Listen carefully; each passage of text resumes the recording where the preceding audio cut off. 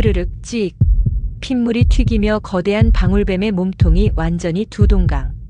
나는 소리가 네바다 사막에 울려 퍼졌습니다. 23살 한국 여성 박소영의 작은 손에서는 아직도 뜨거운 뱀의 내장이 끈적끈적하게 흘러내리고 있었고 비린내와 함께 노란 독액이 모래 위로 흘러내렸습니다. 주변 10명의 미국인들은 공포에 질린 채 입을 벌리고 서 있었습니다. 아, 이건 말도 안 돼. 미국 서부 최대 의료 장비 회사 사장 잭슨 리처드의 떨리는 외침이 메마른 사막 공기를 가득 채웠습니다. 방금 전까지만 해도 그 아시아 여자애를 무시하며 비웃고 있었던 그가 지금은 그녀의 손에 매달려 목숨을 부지하고 있었거든요. 안녕하세요, 여러분. 오늘도 평범해 보이는 사람들 속에 숨겨진 놀라운 이야기를 들려드리러 왔습니다. 이야기를 시작하기 전에 좋아요 버튼을 꾹 눌러주세요. 그리고 지금 어디서 무엇을 하며 이 이야기를 듣고 계신지 댓글로 알려주시면 정말 기뻐요. 설거지를 하며 듣고 계신가요? 아니면 운전 중이신가요? 여러분의 일상이 궁금합니다. 자, 그럼 이제 이 믿을 수 없는 일이 어떻게 벌어졌는지 처음부터 차근차근 들려드릴게요. 하지만 미리 말씀드리자면 이 이야기는 단순한 영웅담이 아닙니다. 한 젊은 여성이 자신이 누구인지 깨달아가는 과정이기도 해요. 박소영의 손에서 떨어진 방울뱀의 두 조각은 여전히 꿈틀거리고 있었습니다. 길이가 무려 2미터가 넘는 거대한 놈이었는데 소영은 그것을 마치 종이를 찢듯이 두 동강 내버린 것이었어요. 뱀의 머리 부분에서는 아직도 독을 가득 품은 송곳니가 번득이고 있었고 꼬리 부분의 방울은 마지막 경고음을 내며 덜덜 떨고 있었습니다. 저 아이가 정말로 전문 사막 가이드조차 믿을 수 없다는 표정으로 고개를 저었습니다. 15년 넘게 이 네바다 사막을 누비며 온갖 위험한 동물들을 봐왔지만 인간이 맨손으로 그런 거대한 독사를 찢어 죽이는 건 처음 보는 일이었거든요. 불과 10분 전만 해도 모든 사람이 절망적인 상황이라고 생각했었습니다. 구조대를 불러봤자 최소 4시간은 걸릴 거라고, 그때까지 버틸 수 없을 거라고 모두가 포기하고 있었으니까요. 잭슨 리처드는 선인장 독침에 찔린 데다 전갈에게까지 물려서 의식을 잃어가고 있었고 가이드들은 완전히 패닉 상태였습니다. 그런데 평범해 보였던 그 아시아 여성이 순식간에 모든 걸 뒤바꿔 놓았어요. 먼저 완벽한 응급처치로 리처드의 목숨을 구했고 이어서 나타난 거대 방울뱀마저 맨손으로 제압해버린 것이었습니다. 리처드가 힘겹게 눈을 떴습니다. 독과 쇼크로 인해 의식이 오락가락하고 있었지만 자신을 구한 사람이 누구인지는 분명히 기억하고 있었어요. 바로 10분 전까지만 해도 자신이 무시하고 비웃었던 그 젊은 한국 여성이었습니다. 소영은 뱀의 피가 묻은 손을 모래에 대충 닦으며 다시 리처드에게 다가갔어요. 그녀의 표정은 여전히 차분했습니다. 마치 방금 전 벌어진 일이 아무것도 아니었다는 듯이 말이에요. 괜찮으세요? 소영의 목소리는 부드러웠지만 단호함이 담겨 있었습니다. 리처드를 향한 원망이나 분노 같은 건 전혀 느껴지지 않았어요. 오직 환자를 걱정하는 의료진의 마음만 있을 뿐이었습니다. 리처드는 대답하려 했지만 목소리가 나오지 않았어요. 독 때문에 목이 부어올라 있었거든요. 대신 고개를 조금 끄덕여 보였습니다. 다행이네요. 독 제거는 완료됐고 생명에는 지장이 없을 거예요. 소영이 그의 맥박을 확인하며 말했습니다. 하지만 병원에서 정밀 검사를 받으셔야 해요. 가이드들은 아직도 충격에서 벗어나지 못하고 있었어요. 마이클 톰슨이라는 수석 가이드는 입을 벌린 채 소영을 바라보기만 했습니다. 당신, 대체 누구예요? 마이클이 떨리는 목소리로 물었습니다. 어떻게 그런 일이 가능한 거죠? 소영은 잠깐 망설였어요. 자신의 정체를 얼마나 드러내야 할지 고민스러웠거든요. 사실 이번 여행은 바로 그런 고민 때문에 떠난 것이었으니까요. 의료 관련 일을 조금 배웠어요. 소영이 애매하게 대답했습니다. 하지만 그녀가 사용한 의료기구들과 방금 전 보여준 능력을 본 가이드들은 그 말을 곧이곧대로 믿을 수 없었어요. 조금 배웠다고요? 다른 가이드인 데이비드가 바닥에 떨어진 뱀의 사체를 가리키며 말했습니다. 저걸 조금 배운 걸로 할 수 있다고요? 소영의 손에는 여전히 뱀의 피가 묻어 있었어요. 하지만 상처는 전혀 없었습니다. 거대한 방울뱀을 맨손으로 찢었는데도 말이에요. 이상할 정도로 깨끗한 손상이었죠. 일단 환자를 안전한 곳으로 옮겨야 해요. 소영이 화제를 돌리려 하며 말했습니다. 자신에 대한 질문들이 부담스러웠거든요. 리처드는 천천히 몸을 일으키려 했지만 아직 힘이 부족했어요. 독의 영향이 완전히 사라지지 않았거든요. 무리하지 마세요. 조금 더 쉬세요. 소영이 그를 부축하며 말했습니다. 그때 멀리서 헬리콥터 소리가 들려왔어요. 가이드들이 미리 불러둔 응급구조대였습니다. 구조대가 왔네요. 마이클이 안도의 표정을 지으며 손을 흔들었어요. 하지만 정작 리처드는 다른 생각을 하고 있었습니다. 자신을 구해준 이 신비로운 여성이 누구인지, 어떻게 그런 놀라운 능력을 갖게 되었는지 궁금해서 견딜 수 없었거든요. 헬리콥터가 착륙하면서 모래바람이 일었어요. 응급구조대원들이 달려와 리처드의 상태를 확인했습니다. 누가 응급처치를 했나요?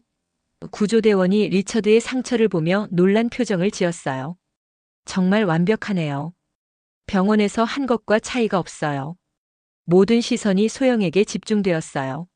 하지만 그녀는 여전히 겸손한 표정을 유지하고 있었습니다. 그냥 아는 대로 했을 뿐이에요. 소영이 조용히 말했습니다. 구조대원들이 리처드를 들것에 옮기는 동안 그는 계속 소영을 바라봤어요. 고마움과 동시에 궁금증이 가득한 눈빛이었습니다.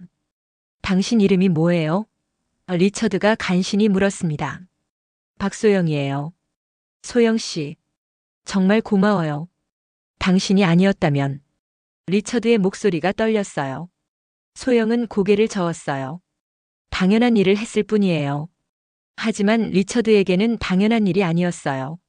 자신이 그녀를 무시하고 비웃었는데도 목숨을 걸고 구해준 것이었으니까요. 헬리콥터가 이륙하기 전 리처드는 마지막으로 소영을 바라봤어요. 꼭 다시 만나야겠다는 생각이 들었습니다. 이 신비로운 여성에 대해 더 알고 싶었고 무엇보다 제대로 된 감사를 표하고 싶었거든요. 소영은 헬리콥터가 사라질 때까지 지켜봤어요. 그리고 주변을 둘러보며 한숨을 쉬었습니다. 너무 많은 것을 드러낸 건 아닐까 하는 걱정이 들었거든요. 사막은 다시 조용해졌어요. 뜨거운 햇볕과 메마른 바람만이 남았습니다. 그리고 바닥에는 여전히 두 동강난 거대한 방울뱀의 사체가 놓여 있었어요. 정말 믿을 수 없는 일이었어. 소영이 혼자 중얼거렸습니다. 사실 그녀도 자신이 그런 일을 할 줄은 몰랐거든요. 위급한 상황에서 몸이 저절로 움직인 것이었어요. 마치 오랫동안 잠들어 있던 무언가가 깨어난 것 같았습니다. 이제 정말 복잡해지겠구나. 소영은 알고 있었어요. 잭슨 리처드라는 남자가 그냥 넘어갈 사람이 아니라는 것을. 그의 옷차림이나 말투 그리고 가이드들의 태도를 보면 상당한 지위에 있는 사람이라는 게 분명했거든요. 하지만 후회는 없었어요. 사람의 생명이 걸린 문제였으니까요. 그리고 어쩌면 이것이 자신이 그토록 찾고 있던 답일지도 모른다는 생각이 들었습니다. 과연 이 만남이 소영의 인생을 어떻게 바꿔놓을까요? 그리고 리처드는 정말로 그녀를 다시 찾으려 할까요? 사흘 전 2024년 7월 15일 오전 9시 인천국제공항 출국장에 한 명의 젊은 여성이 서 있었습니다. 23살의 박소영이었죠. 낡은 등산용 배낭 하나만 메고 선 그녀의 모습은 여느 배낭 여행객과 다를 바 없어 보였어요. 하지만 그 평범해 보이는 겉모습 뒤에는 정말 특별한 이야기가 숨어 있었습니다. 정말 이게 맞는 선택일까? 소영이 탑승권을 바라보며 한숨을 쉬었어요. 목적지는 미국 라스베이거스. 거기서부터 네바다 사막을 가로지르는 긴 여행을 시작할 예정이었거든요. 사실 이 여행은 그녀에게 특별한 의미가 있었습니다. 자신이 누구인지, 앞으로 어떻게 살아야 할지 답을 찾기 위한 여행이었어요. 소영이 이런 고민에 빠지게 된 데에는 그럴 만한 이유가 있었어요. 그녀의 삶은 남들과는 조금 달랐거든요. 아니, 많이 달랐다고 해야겠네요. 어릴 때부터 너무 똑똑했고 뭐든지 빨리 배웠어요. 5살 때 한글을 완전히 터득했고 7살에는 중학교 수학 문제를 풀고 있었죠. 그래서 또래들과는 잘 어울리지 못했고 항상 혼자인 시간이 많았습니다. 소영아, 정말 혼자 가는 거야? 친구 김민지가 걱정스러운 목소리로 물었어요. 의과대학 동창인 민지는 소영이 갑자기 미국 여행을 떠난다고 했을 때부터 계속 걱정하고 있었거든요. 응, 혼자 시간이 필요해. 소영은 담담하게 대답했지만 마음속으로는 복잡한 생각들이 꼬리에 꼬리를 물고 있었어요. 사실 소영의 어린 시절은 그리 행복하지만은 않았어요. 너는 정말 특별한 아이야. 어머니가 자주 하시던 말씀이었죠.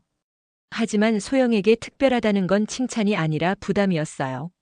항상 완벽해야 한다는 압박감, 남들보다 뛰어나야 한다는 기대감이 어깨를 짓누르고 있었거든요. 초등학교 때는 반에서 혼자 고등학교 문제집을 풀고 있었고, 중학교 때는 이미 대학 입시 준비를 하고 있었어요. 친구들이 만화책을 보거나 게임을 할 때 소영은 의학 전문 서적을 읽고 있었죠. 쟤는 진짜 괴물이야. 사람이 저럴 수가 있나? 아이들의 수군거림이 귓가에 맴돌았어요. 그래도 소영은 참았어요. 자신이 다르다는 걸 알고 있었지만 그것을 받아들이려고 노력했거든요. 그리고 16살이라는 어린 나이에 서울대학교 의과대학에 수석으로 입학했어요. 당시 언론에서도 큰 화제가 되었죠. 천재 소녀 의대 최연소 합격. 16살 의대생의 놀라운 이야기. 신문과 방송에서 앞다투어 소영을 취재했어요. 하지만 정작 소영 본인은 그런 관심이 부담스럽기만 했어요. 저는 그냥 평범하게 살고 싶어요. 인터뷰에서 소영이 했던 말이었는데 기자들은 그것을 겸손한 발언으로만 받아들였죠. 소영의 진심을 이해하는 사람은 아무도 없었어요. 의과대학 생활도 쉽지 않았어요. 나이 차이가 많이 나는 선배들과 동기들 사이에서 소영은 항상 어색했어요. 얘가 바로 그 천재라는 애구나. 말은 어른스럽게 하네. 근데 아직 애 같아 보이는데? 사람들의 시선이 항상 부담스러웠어요. 소영은 그들과 어울리려고 노력했지만 나이 차이에서 오는 간격은 쉽게 좁혀지지 않았어요. 그래도 소영은 최선을 다했어요. 20살에 의과대학을 수석으로 졸업했고 모든 교수들이 그녀의 재능을 인정했어요. 이런 학생은 10년에 한 명 나올까 말까 해. 앞으로 한국 의학계를 이끌어갈 인재야. 칭찬이 쏟아졌지만 소영의 마음은 공허했어요. 과연 자신이 정말 의사가 되고 싶었던 건지 의문이 들기 시작했거든요.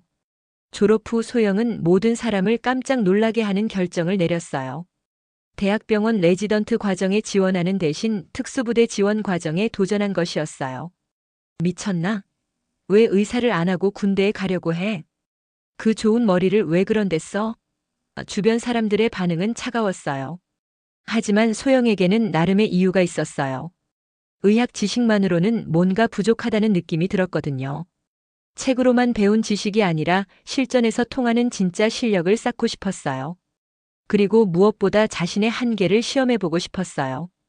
특수부대 지원 과정은 정말 힘들었어요. 체력적으로도 정신적으로도 극한의 상황이 계속되었죠. 하지만 소영은 포기하지 않았어요.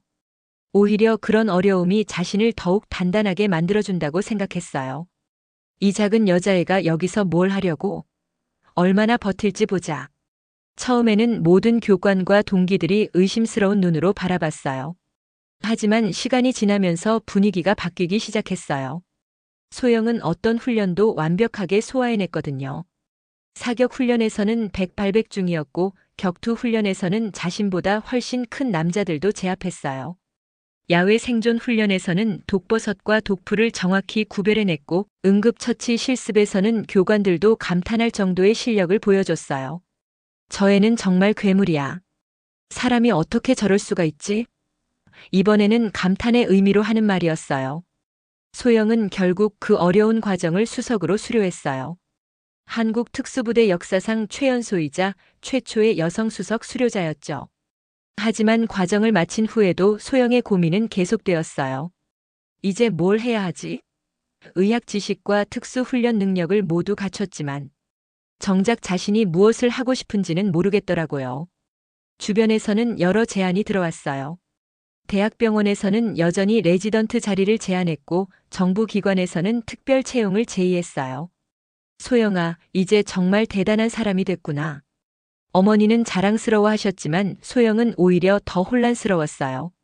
남들이 보기에는 완벽해 보이는 스펙이었지만 정작 본인은 공허함만 느껴졌거든요.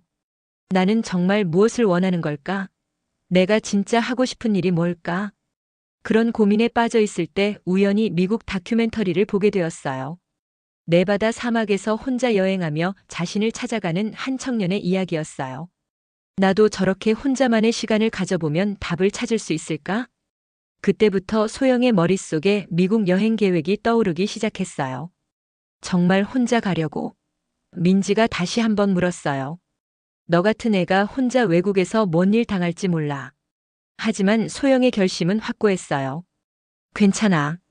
나는 남들이 생각하는 것보다 훨씬 강해. 실제로 소영에게는 자신이 있었어요.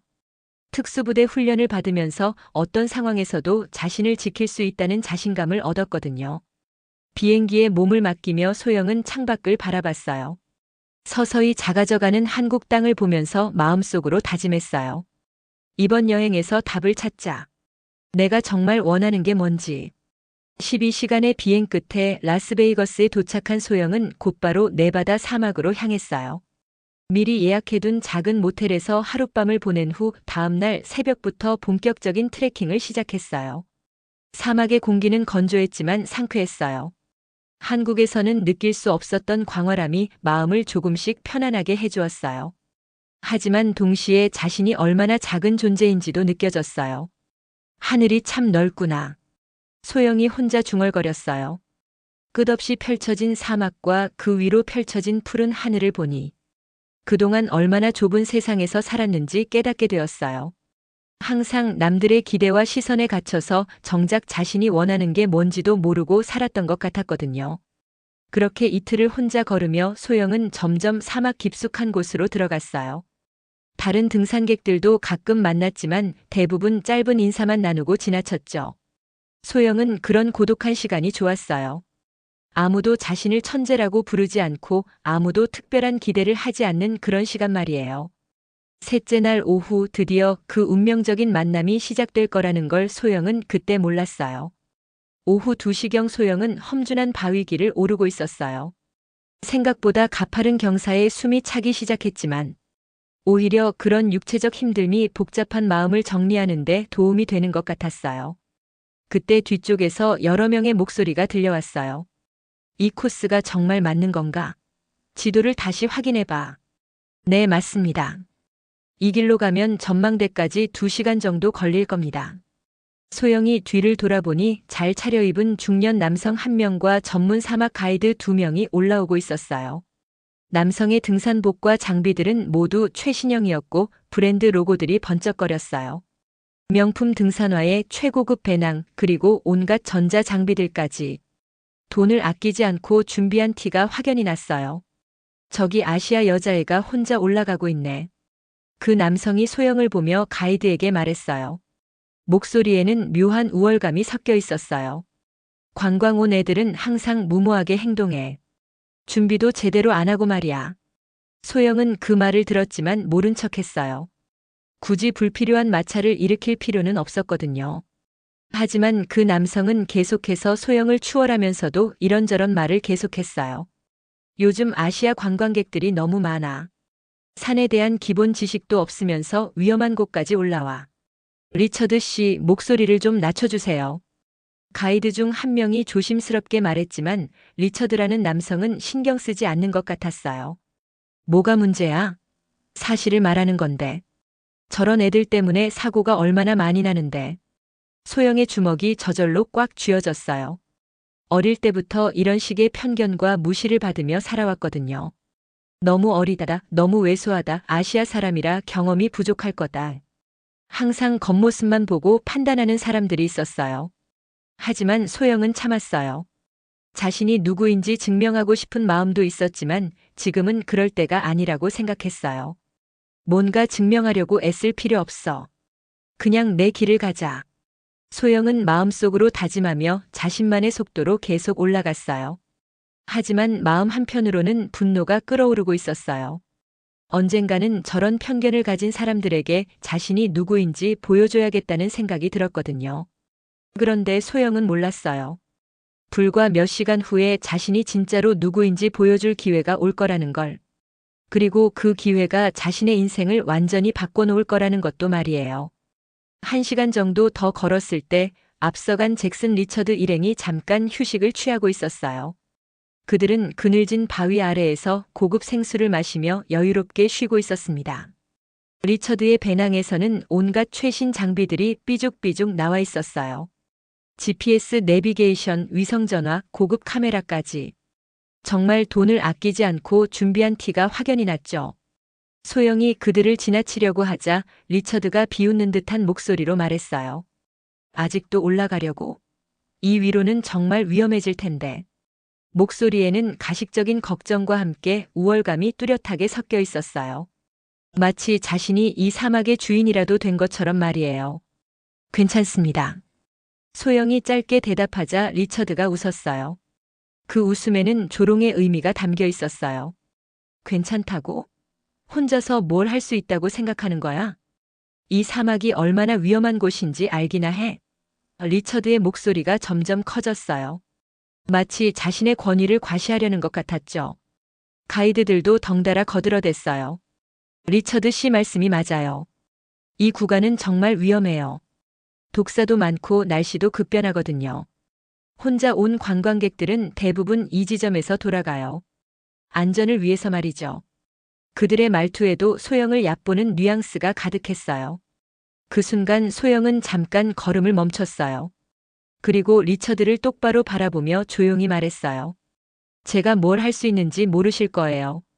목소리는 조용했지만 묘하게 단호한 느낌이 있었어요. 마치 깊은 곳에서 우러나오는 자신감 같은 것이 느껴졌죠. 리처드는 잠깐 당황한 표정을 지었어요. 예상과 다른 반응이었거든요. 보통은 자신의 권위에 위축되거나 화를 내는 경우가 대부분이었는데 이 젊은 아시아 여성은 전혀 다른 반응을 보이고 있었어요. 하지만 곧 다시 비웃음을 지었어요. 당당하긴 하네. 그래, 혼자 잘해봐. 근데 나중에 도움 요청하지는 마. 소영은 더 이상 말하지 않고 그들을 지나쳐갔어요. 하지만 마음속으로는 복잡한 감정들이 휘몰아치고 있었어요. 왜 항상 이런 식일까? 왜 사람들은 겉모습만 보고 판단할까? 자신이 지금까지 쌓아온 모든 것들이 아무 의미 없는 것처럼 느껴졌어요. 리처드는 소영이 멀어진 후에도 계속 투덜거렸어요. 요즘 아시아 애들은 다 저래. 자기가 뭔가 특별한 줄 안다니까. 그러게요. 저런 애들이 사고치면 우리가 구조해줘야 하는데. 가이드들도 맞장구를 쳤어요. 사실 그들도 리처드의 비위를 맞춰야 하는 입장이었거든요. 하지만 리처드의 과거를 알고 있다면 그의 그런 태도를 이해할 수 있을지도 몰라요. 잭슨 리처드는 미국 서부 지역 최대 부동산 개발업체의 창업주였어요. 맨손으로 시작해서 지금의 제국을 일군 입지전적인 인물이었죠. 하지만 그 과정에서 수많은 사람들을 밟고 올라왔고 언제부턴가 자신보다 약한 사람들을 무시하는 게 습관이 되어버렸어요. 내가 이 자리까지 오기 위해 얼마나 노력했는데 저런 애들이 쉽게 할 수 있을 거라고 생각해? 리처드는 항상 이런 식으로 생각했어요. 자신의 성공을 정당화하기 위해 남들을 깎아내리는 것이었죠. 특히 젊은 여성들, 그 중에서도 아시아 여성들에 대해서는 유독 편견이 심했어요. 아직도 저 애가 계속 올라가고 있네. 리처드가 망원경으로 소영을 바라보며 말했어요. 정말 고집이 세구나. 곧 포기하고 내려올 텐데. 하지만 소영은 포기할 생각이 전혀 없었어요. 오히려 리처드의 태도가 그녀의 승부욕을 자극하고 있었거든요. 소영은 계속 올라가면서 생각했어요. 내가 진짜 원하는 게 뭘까? 왜 이렇게 살고 있는 걸까? 사실 이번 여행의 목적도 바로 그것이었어요. 자신의 정체성을 찾는 것. 하지만 지금 당장은 저 오만한 남자에게 뭔가 보여주고 싶은 마음이 더 컸어요. 한편 리처드 일행은 계속 휴식을 취하고 있었어요. 리처드 씨, 이제 출발하시죠. 해가 기울기 전에 목적지에 도착해야 해요. 가이드 팀장인 마이클 톰슨이 조심스럽게 말했어요. 하지만 리처드는 여전히 여유로운 표정이었어요. 급할 거 없어. 어차피 저 아시아에는 중간에 포기하고 내려올 거야. 하지만 만약 사고가 나면. 다른 가이드인 데이비드가 걱정스럽게 말했어요. 그럼 우리가 책임져야 하는 거 아니에요? 리처드가 어이없다는 표정을 지었어요. 우리가 왜? 우리가 같이 온 것도 아니고 우리가 올라가라고 한 것도 아닌데? 이런 대화를 나누고 있을 때 갑자기 리처드의 위성 전화가 울렸어요. 회사에서 온 긴급한 연락이었어요. 네, 리처드입니다. 뭐라고요? 계약이 무산되었다고? 리처드의 얼굴이 순식간에 굳어졌어요. 중요한 부동산 거래가 틀어진 것 같았거든요. 이런 젠장할. 리처드가 욕설을 내뱉으며 전화를 끊었어요. 수십억 달러 규모의 계약이 경쟁사에게 넘어간 것이었어요. 기분이 최악으로 나빠진 리처드는 더욱 예민해졌어요. 오늘 정말 재수 없는 날이네. 아침부터 저 아시아애 때문에 기분 나빴는데. 가이드들은 리처드의 기분이 나빠진 걸 알고 조심스러워했어요. 이런 상태의 리처드는 정말 다루기 어려웠거든요. 리처드 씨, 그냥 내려가시죠. 오늘은 컨디션이 안 좋으신 것 같은데. 마이클이 제안했지만 리처드는 고개를 저었어요. 아니야. 더 올라갈 거야. 오늘 꼭 정상까지 가야겠어.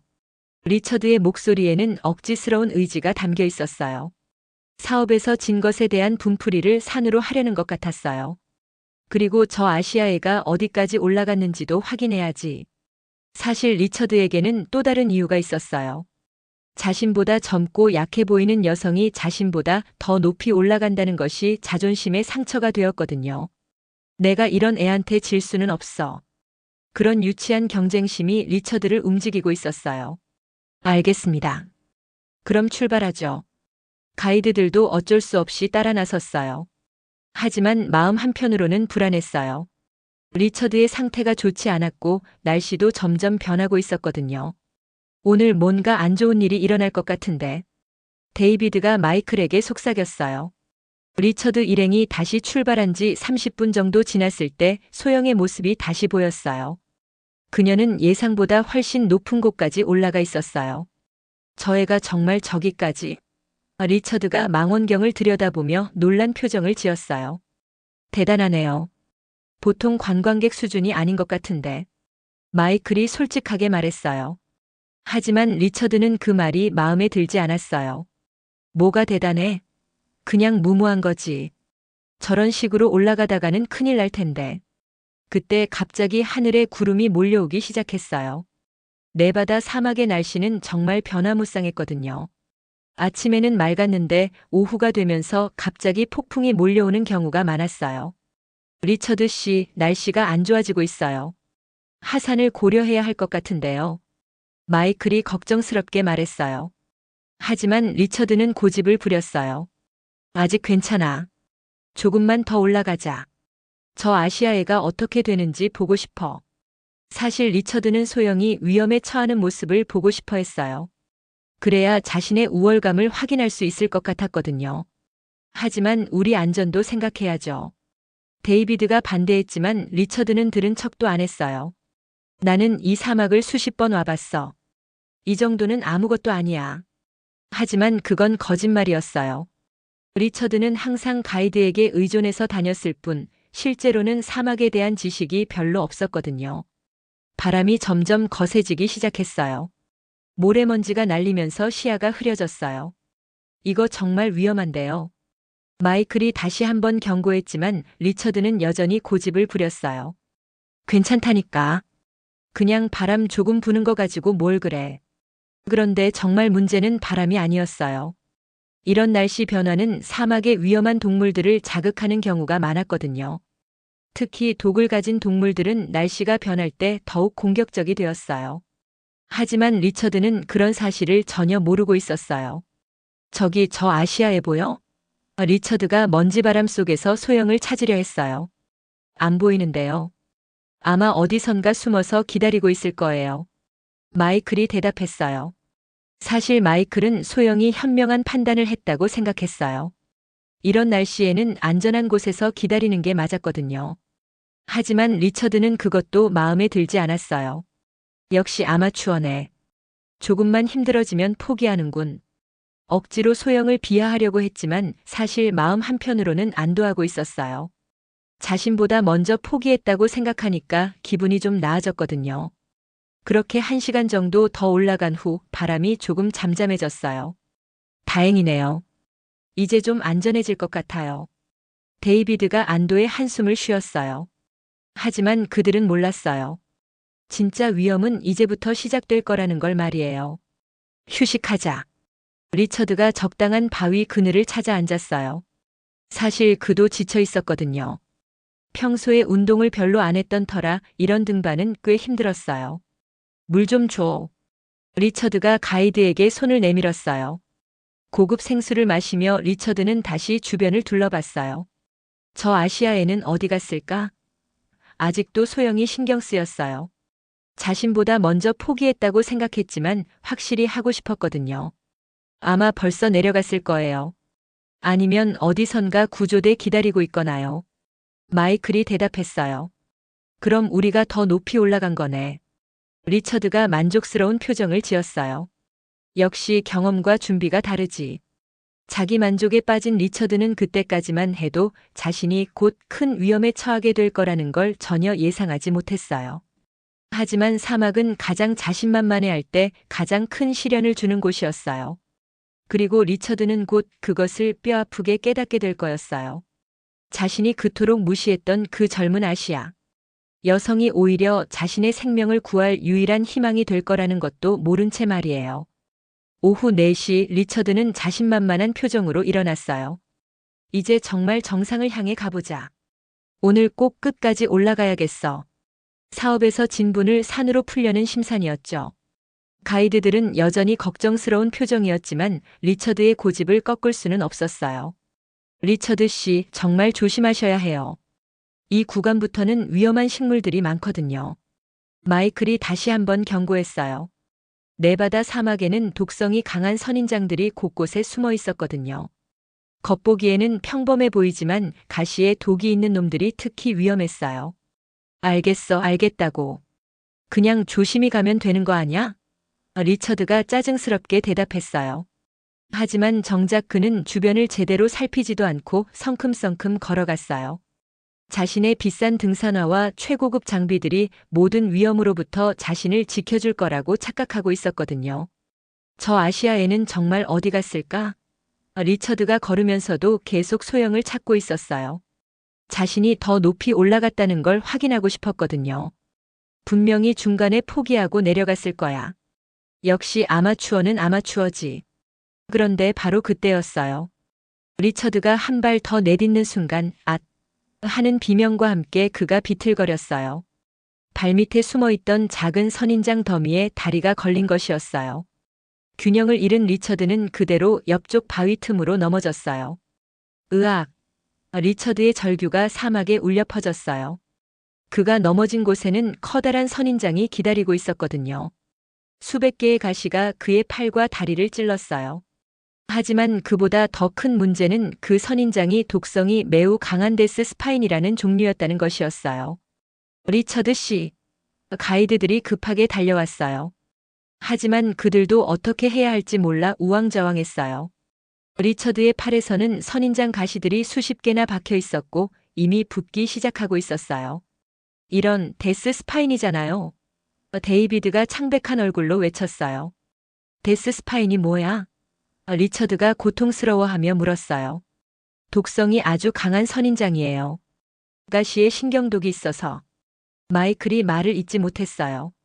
사실 그들도 이론으로만 알고 있었지 실제로 이런 상황을 당해본 적은 없었거든요. 리처드는 점점 더 심한 고통을 느끼기 시작했어요. 독이 퍼지면서 팔이 마비되는 느낌이 들었고 동시에 화끈거리는 고통이 온몸으로 퍼져나갔어요. 빨리 가시를 빼줘. 리처드가 소리쳤지만 가이드들은 선뜻 나서지 못했어요. 함부로 뽑으면 안 돼요. 가시가 부러져서 더 깊이 들어갈 수 있어요.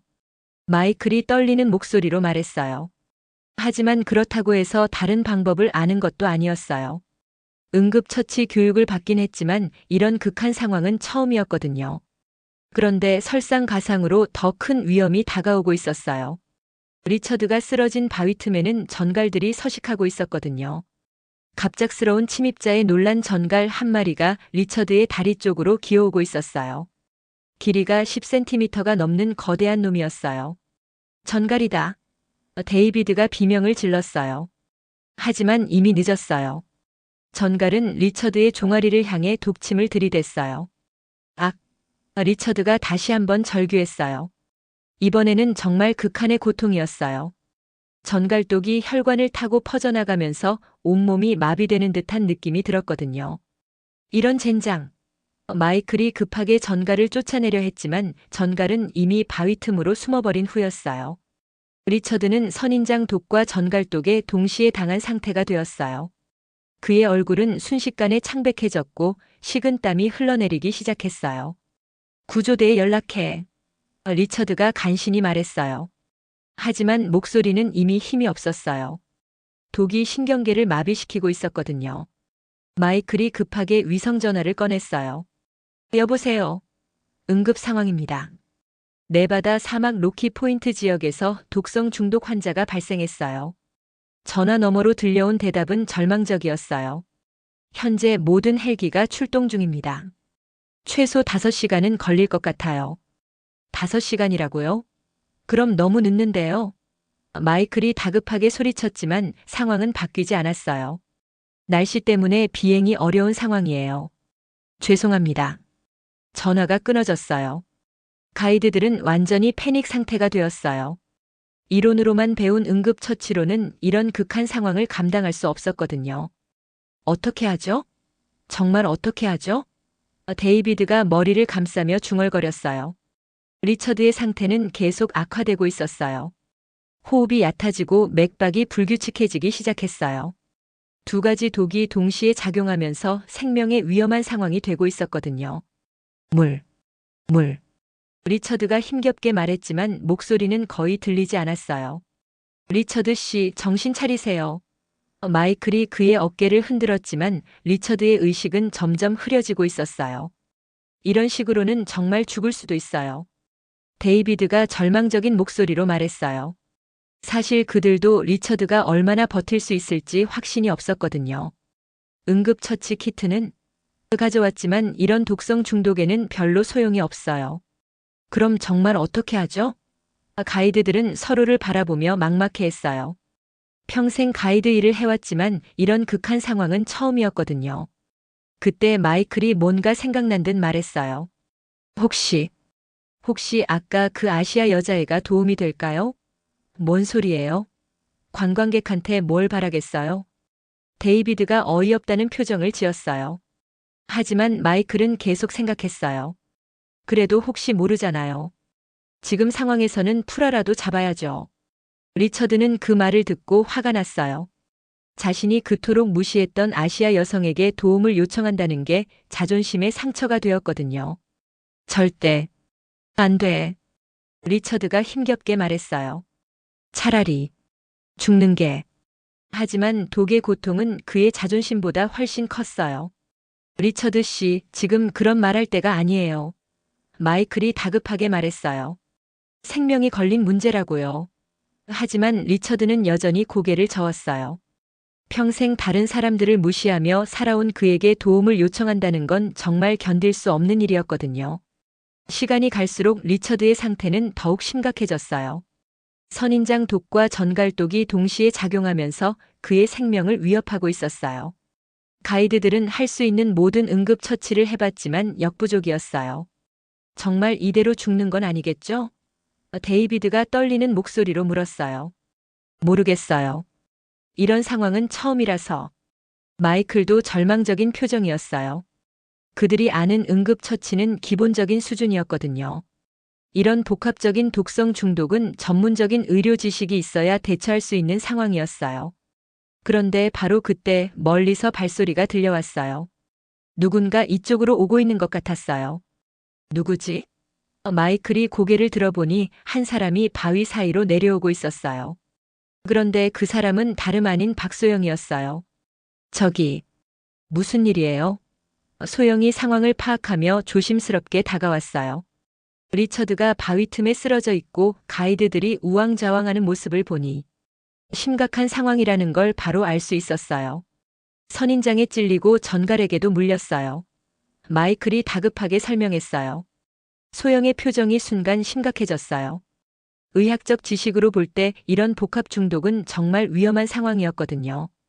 특히 네바다 사막의 데스 스파인과 전갈독은 함께 작용하면 치명적일 수 있었어요. 구조대는 연락했어요? 했는데 5시간은 걸린다고 해요. 5시간. 소영이 중얼거렸어요. 리처드의 상태를 보니 그렇게까지 기다릴 수 없을 것 같았어요. 독이 계속 퍼지고 있었고 이미 쇼크 증상이 나타나고 있었거든요. 지금 바로 처치하지 않으면 정말 위험해요. 리처드는 소영을 보자 복잡한 감정이 들었어요.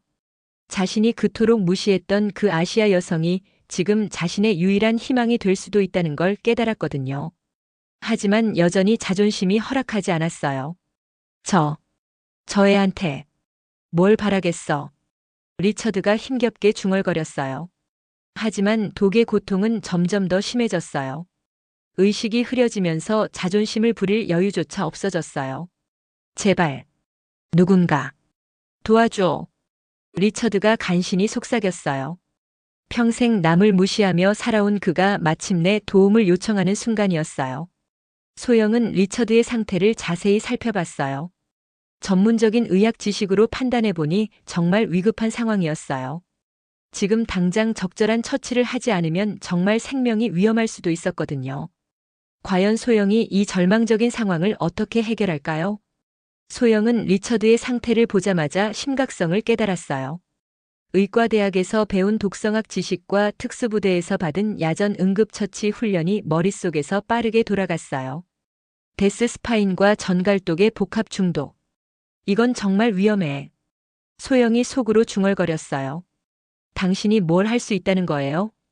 데이비드가 의심스러운 눈빛으로 소영을 바라봤어요. 우리도 응급처치 교육은 받았거든요. 하지만 이런 상황은. 그럼 지금 뭐 하고 계세요?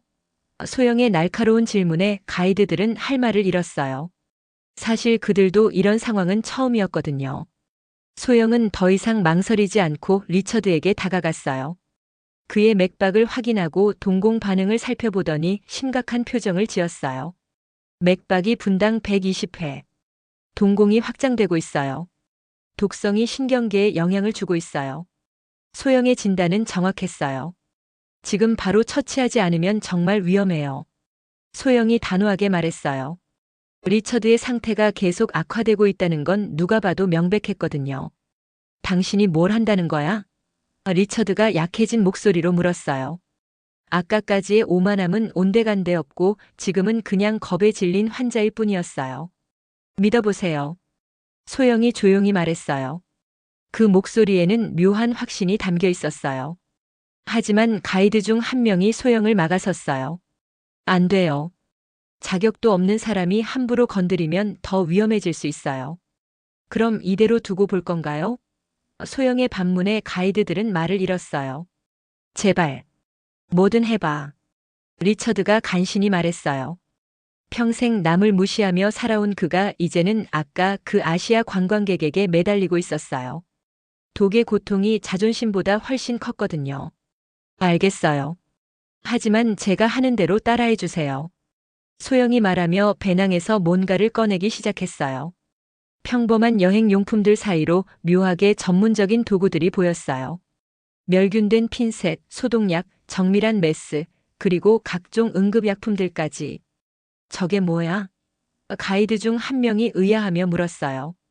응급처치용이에요. 소영이 짧게 대답했지만 그녀가 꺼낸 도구들은 일반적인 구급상자와는 달랐어요. 당신 혹시 의료진이에요? 마이클이 물었어요. 비슷한 일을 해봤어요. 소영은 애매하게 대답하며 리처드의 상처 부위를 자세히 살펴봤어요. 그리고는 놀라운 정확성으로 필요한 처치들을 시작했어요. 가이드들은 그저 입을 벌린 채 지켜볼 뿐이었어요. 먼저 선인장 가시부터 제거해야 해요. 소영이 멸균된 핀셋을 들며 말했어요. 하지만 함부로 뽑으면 가시가 부러져서 더 깊이 들어갈 수 있어요. 맞아요. 그래서 정확한 각도와 방향으로 제거해야 하죠. 소영의 대답에 가이드들이 놀랐어요. 정말 전문가 같았거든요. 소영은 먼저 소독약으로 상처 주변을 깨끗이 닦았어요. 그리고는 하나하나 정확한 각도로 가시를 제거하기 시작했어요. 아, 리처드가 고통스러워했지만 소영의 손은 전혀 떨리지 않았어요. 조금만 참으세요. 거의 다 됐어요. 15분 후 모든 가시가 제거되었어요. 하지만 진짜 문제는 이제부터였어요. 독을 제거해야 해요. 소영이 말했어요. 어떻게요? 독이 퍼지기 전에 직접 빼내야 해요. 소영이 작은 메스를 들자 가이드들이 깜짝 놀랐어요. 설마 여기서 수술을 하려는 건 아니죠? 데이비드가 떨리는 목소리로 물었어요. 간단한 절개예요. 독주머니를 찾아서 제거하는 거죠. 소영의 설명에 모두가 긴장했어요. 야외에서 그런 정밀한 작업이 가능할까 싶었거든요. 하지만 소영은 주저하지 않았어요. 메스를 들고 리처드의 팔에 정확한 절개를 가했어요. 리처드가 신음했지만 소영은 계속했어요. 놀랍게도 그녀의 손놀림은 수십 년 경험을 쌓은 외과 의사처럼 정확하고 능숙했어요. 이상해. 저 여자애가 뭔가 다르잖아. 정말 전문가 같은데? 가이드들이 속삭였어요. 아까까지 평범한 관광객이라고 생각했던 그 여성이 갑자기 완전히 다른 사람이 된 것 같았거든요. 그녀의 모든 동작에서 전문성이 느껴졌어요. 20분 후 소영은 독주머니를 완전히 제거했어요. 이제 전갈독 처리를 해야 해요. 전갈에 물린 부위는 더욱 복잡했어요. 전갈독은 신경독이라 혈관을 타고 빠르게 퍼지거든요. 항독혈청이 있어야 하는데. 소영이 중얼거렸어요. 항독혈청은 없어요. 마이클이 말했어요. 그럼 다른 방법을 써야겠네요. 소영이 배낭에서 특별한 약품을 꺼냈어요. 이게 뭐예요? 독성을 중화시키는 약이에요. 사실 그것은 특수부대에서만 사용하는 특별한 응급약품이었어요. 소영은 정확한 용량을 계산해서 리처드에게 주사했어요. 이제 조금씩 나아질 거예요. 정말로 10분 후부터 리처드의 얼굴에 혈색이 돌아오기 시작했어요. 호흡도 안정되고 맥박도 정상으로 돌아왔어요. 정말 괜찮아지는 것 같아요. 리처드가 믿을 수 없다는 표정으로 말했어요. 당신 정말 누구예요? 가이드들이 동시에 물었어요. 방금 목격한 일이 현실인지 의심스러울 정도였거든요. 평범한 관광객이 야외에서 그런 정밀한 의료 처치를 할 수 있다는 게 믿어지지 않았어요. 일단 환자가 안정됐으니 다행이네요. 소영이 질문을 피하며 말했어요. 리처드는 소영을 바라보며 복잡한 감정을 느꼈어요. 자신이 그토록 무시했던 그 아시아 여성이 자신의 생명을 구해준 것이었어요. 정말 고마워요. 리처드가 진심 어린 목소리로 말했어요. 당신이 아니었다면 정말 큰일 날 뻔했어요. 괜찮아요. 사람 목숨이 중요한 거죠. 소영이 담담하게 대답했어요. 하지만 마음 한편으로는 안도하고 있었어요. 자신의 실력을 의심했던 건 아니지만 야외에서 이런 복잡한 처치를 하는 건 역시 부담스러웠거든요. 가이드들은 여전히 믿을 수 없다는 표정이었어요. 정말 대단해요. 병원에서도 이렇게 완벽하게 처치하기 어려울 텐데. 마이클이 감탄하며 말했어요. 과찬이에요. 그냥 아는 대로 했을 뿐이에요. 소영이 겸손하게 대답했어요. 하지만 정말 놀라운 일은 아직 시작도 되지 않았어요. 소영이 의료 도구들을 정리하고 있을 때였어요. 갑자기 근처 바위 틈에서 이상한 소리가 들려왔어요. 싸. 마치 뭔가 큰 것이 바위 사이로 기어가는 소리 같았어요. 뭔 소리지? 데이비드가 고개를 들어 바위 틈을 바라봤어요. 처음에는 아무것도 보이지 않았어요. 하지만 곧 모든 사람이 소리의 정체를 알게 되었어요. 바위 틈에서 거대한 뱀 한 마리가 모습을 드러낸 것이었어요. 방울뱀이다. 마이클이 비명을 질렀어요. 하지만 그것은 보통 방울뱀이 아니었어요. 길이가 거의 3미터에 달하는 거대한 놈이었어요. 몸통의 두께도 사람의 허벅지만 했고 머리는 주먹만 했어요. 꼬리 끝에 방울은 마른 콩이 들어있는 큰 깡통을 흔드는 것 같은 소리를 냈어요. 이런 크기는 처음 봐요. 데이비드가 공포에 질린 목소리로 외쳤어요. 정말로 그런 거대한 방울뱀은 10년에 한 번 볼까 말까 한 희귀한 놈이었어요. 더군다나 이놈은 눈빛부터 달랐어요. 살기가 가득한 눈으로 사람들을 노려보고 있었거든요. 방울뱀은 천천히 바위 틈에서 나오기 시작했어요. 몸 전체가 드러나자 그 크기에 모든 사람이 경악했어요. 도망쳐야 해요. 마이클이 소리쳤지만 쉽지 않았어요. 리처드는 아직 완전히 회복되지 않았고 주변은 온통 바위 투성이라 도망칠 곳도 마땅하지 않았거든요.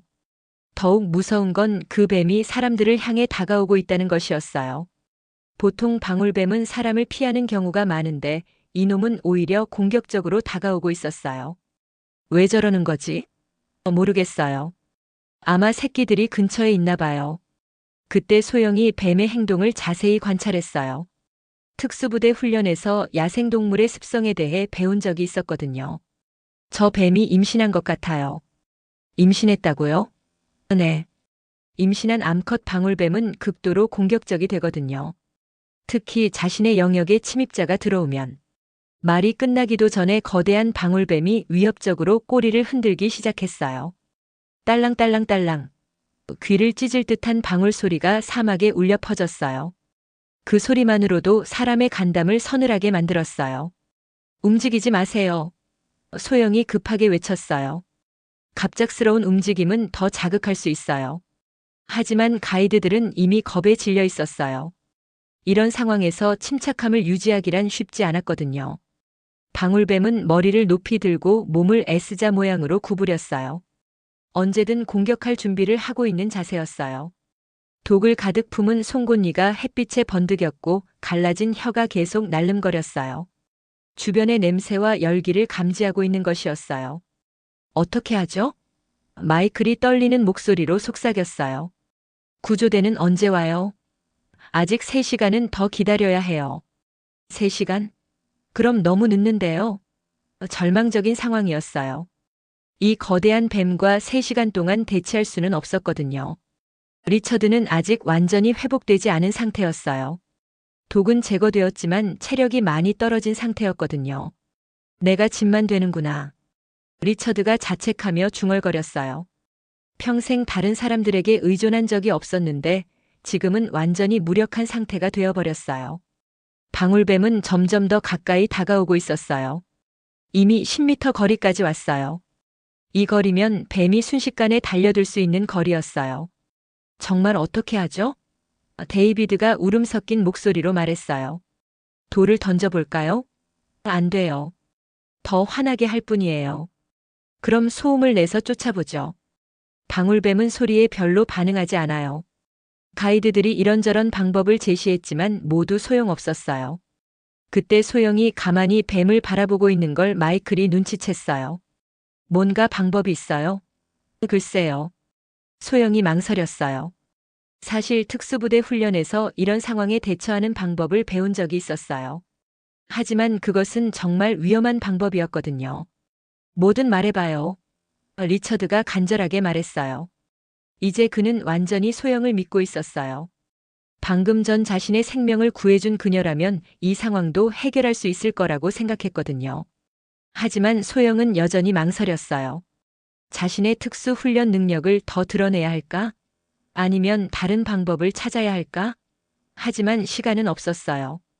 거대한 방울뱀이 이제 5m 거리까지 다가왔거든요. 결정해야 해. 소영이 마음속으로 중얼거렸어요. 사람들의 생명이 걸린 문제였어요. 자신의 정체를 숨기는 것보다 중요한 건 없었어요. 그런데 바로 그때 방울뱀이 갑자기 머리를 쳐들며 공격 자세를 취했어요. 위험해. 모든 사람이 동시에 비명을 질렀어요. 거대한 방울뱀이 마침내 공격을 시작하려 하고 있었어요.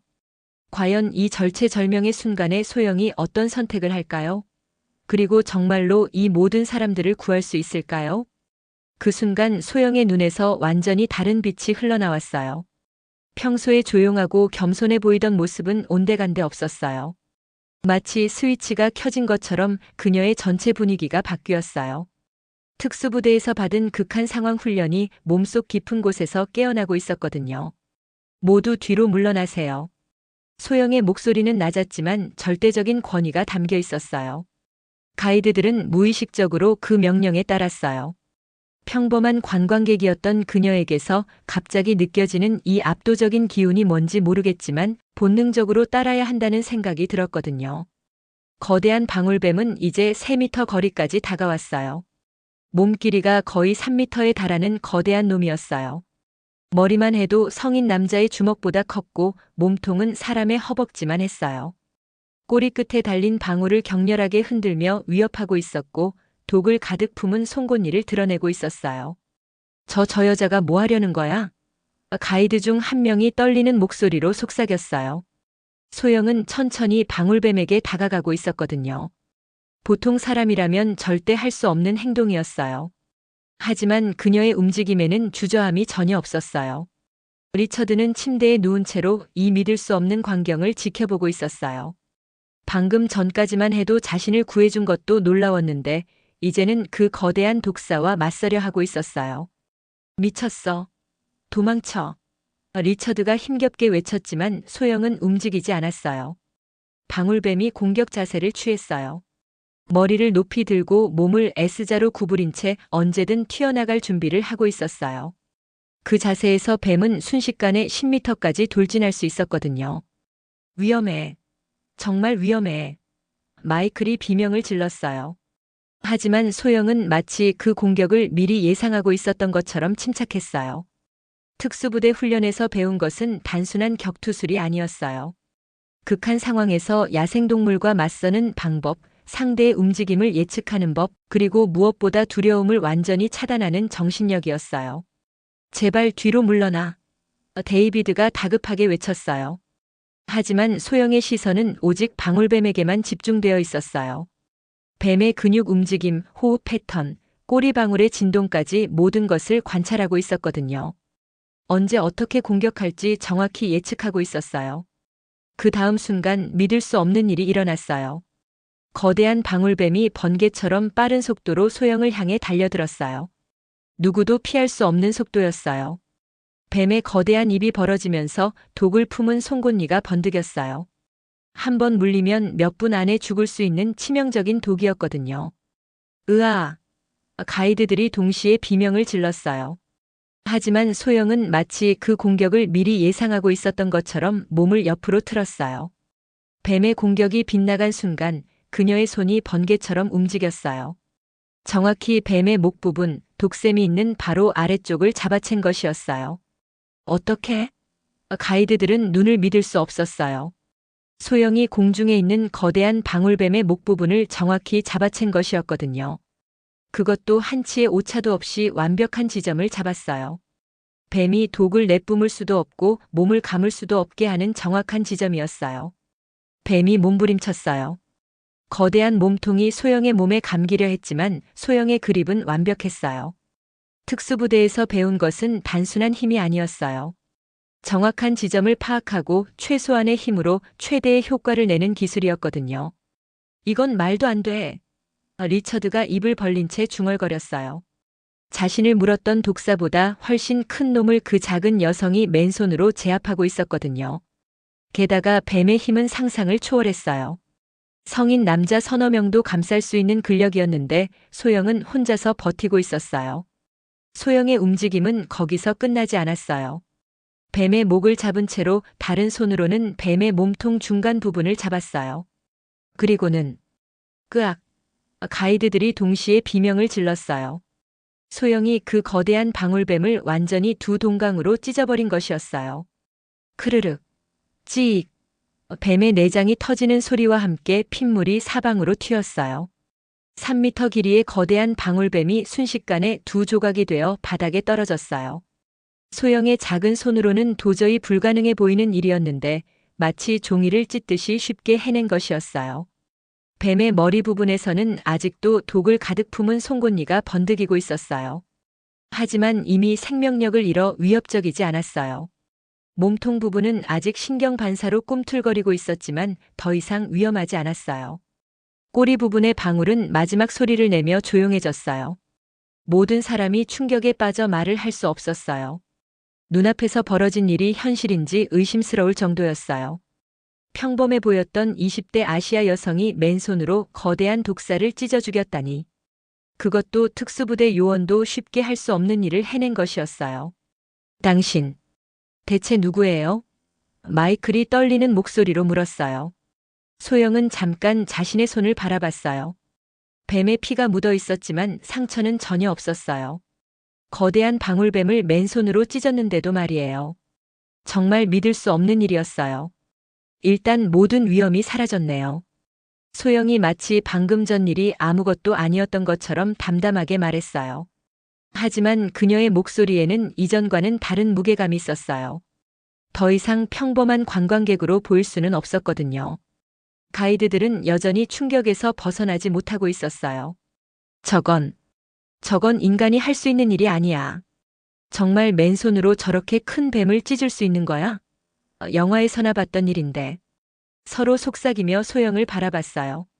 리처드는 더욱 복잡한 감정을 느끼고 있었어요. 몇 시간 전까지만 해도 자신이 무시하던 그 아시아 여성이 이제는 완전히 다른 존재로 보였거든요.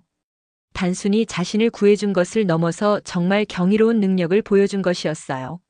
제발 말해줘요. 당신 정말 누구예요? 데이비드가 간절한 목소리로 물었어요. 하지만 소영은 여전히 명확한 답을 주지 않았어요. 그냥 필요할 때가 있어서 배운 거예요. 애매한 대답이었지만 더 이상 추궁할 분위기는 아니었어요. 바닥에는 두 동강난 거대한 방울뱀의 사체가 놓여 있었어요. 여전히 신경 반사로 꿈틀거리고 있었지만 더 이상 위협적이지 않았어요. 그 크기를 다시 보니 정말 놀라웠어요. 성인 남자도 쉽게 제압할 수 있는 크기였는데 소영이 혼자서 처리한 것이었어요. 정말 믿을 수 없어요. 마이클이 고개를 저으며 말했어요. 15년 동안 가이드 일을 해왔지만 이런 건 처음 봐요. 그의 목소리에는 경외감이 담겨 있었어요. 소영을 보는 시선도 완전히 달라졌어요. 더 이상 보호해야 할 관광객이 아니라 자신들보다 훨씬 강한 사람으로 보였거든요. 소영은 뱀의 피가 묻은 손을 모래에 대충 닦았어요. 그리고는 다시 리처드에게 다가갔어요. 상태는 어떠세요? 목소리는 여전히 부드러웠지만 이제는 절대적인 신뢰감이 담겨 있었어요. 리처드는 감히 그녀를 의심할 수 없었어요. 네, 많이 좋아졌어요. 리처드가 조심스럽게 대답했어요. 사실 독은 완전히 제거되었고 체력도 어느 정도 회복된 상태였어요. 하지만 방금 목격한 일 때문에 머릿속이 혼란스러웠어요. 정말 고마워요. 당신이 아니었다면 당연한 일을 했을 뿐이에요. 소영이 여전히 겸손하게 대답했어요. 하지만 이제는 그 겸손함마저 다르게 느껴졌어요. 진짜 강한 사람만이 가질 수 있는 여유로운 겸손함 같았거든요. 가이드들은 계속해서 바닥에 떨어진 뱀의 사체를 바라봤어요. 정말 맨손으로 저걸 찢었다니. 어떻게 그런 힘이 나올 수 있는 거지? 저 여자 정체가 뭘까? 속삭이는 소리가 계속 들려왔어요. 그때 갑자기 멀리서 헬리콥터 소리가 들려왔어요. 구조대다. 마이클이 안도의 표정을 지으며 외쳤어요. 예상보다 일찍 도착한 것 같았어요.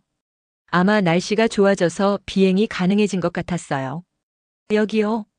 여기에 있어요. 가이드들이 손을 흔들며 신호를 보냈어요. 헬리콥터가 착륙할 수 있는 평평한 곳을 찾아 천천히 내려왔어요. 곧 구조대원들이 밧줄을 타고 내려왔어요. 전문 의료진도 함께였어요. 환자 상태가 어떻습니까? 의료진이 리처드에게 달려오며 물었어요. 독성 중독이었는데 이미 처치를 받았어요. 마이클이 대답하자 의료진은 리처드의 상처를 자세히 살펴봤어요. 그리고는 놀란 표정을 지었어요. 이거 누가 이렇게 처치했나요? 의료진이 감탄하며 물었어요. 정말 완벽하네요. 병원에서 한 것과 차이가 없어요. 모든 시선이 소영에게 집중되었어요. 하지만 그녀는 여전히 겸손한 표정을 유지하고 있었어요. 저분이요. 리처드가 소영을 가리켰어요. 의료진이 소영을 바라봤어요. 젊은 아시아 여성의 모습에 처음에는 의아했지만 처치 결과를 보니 의심의 여지가 없었어요. 의료진이세요? 아, 그냥 응급처치를 배운 적이 있어서요. 소영은 여전히 애매하게 대답했어요. 하지만 이제는 아무도 그것을 의심하지 않았어요.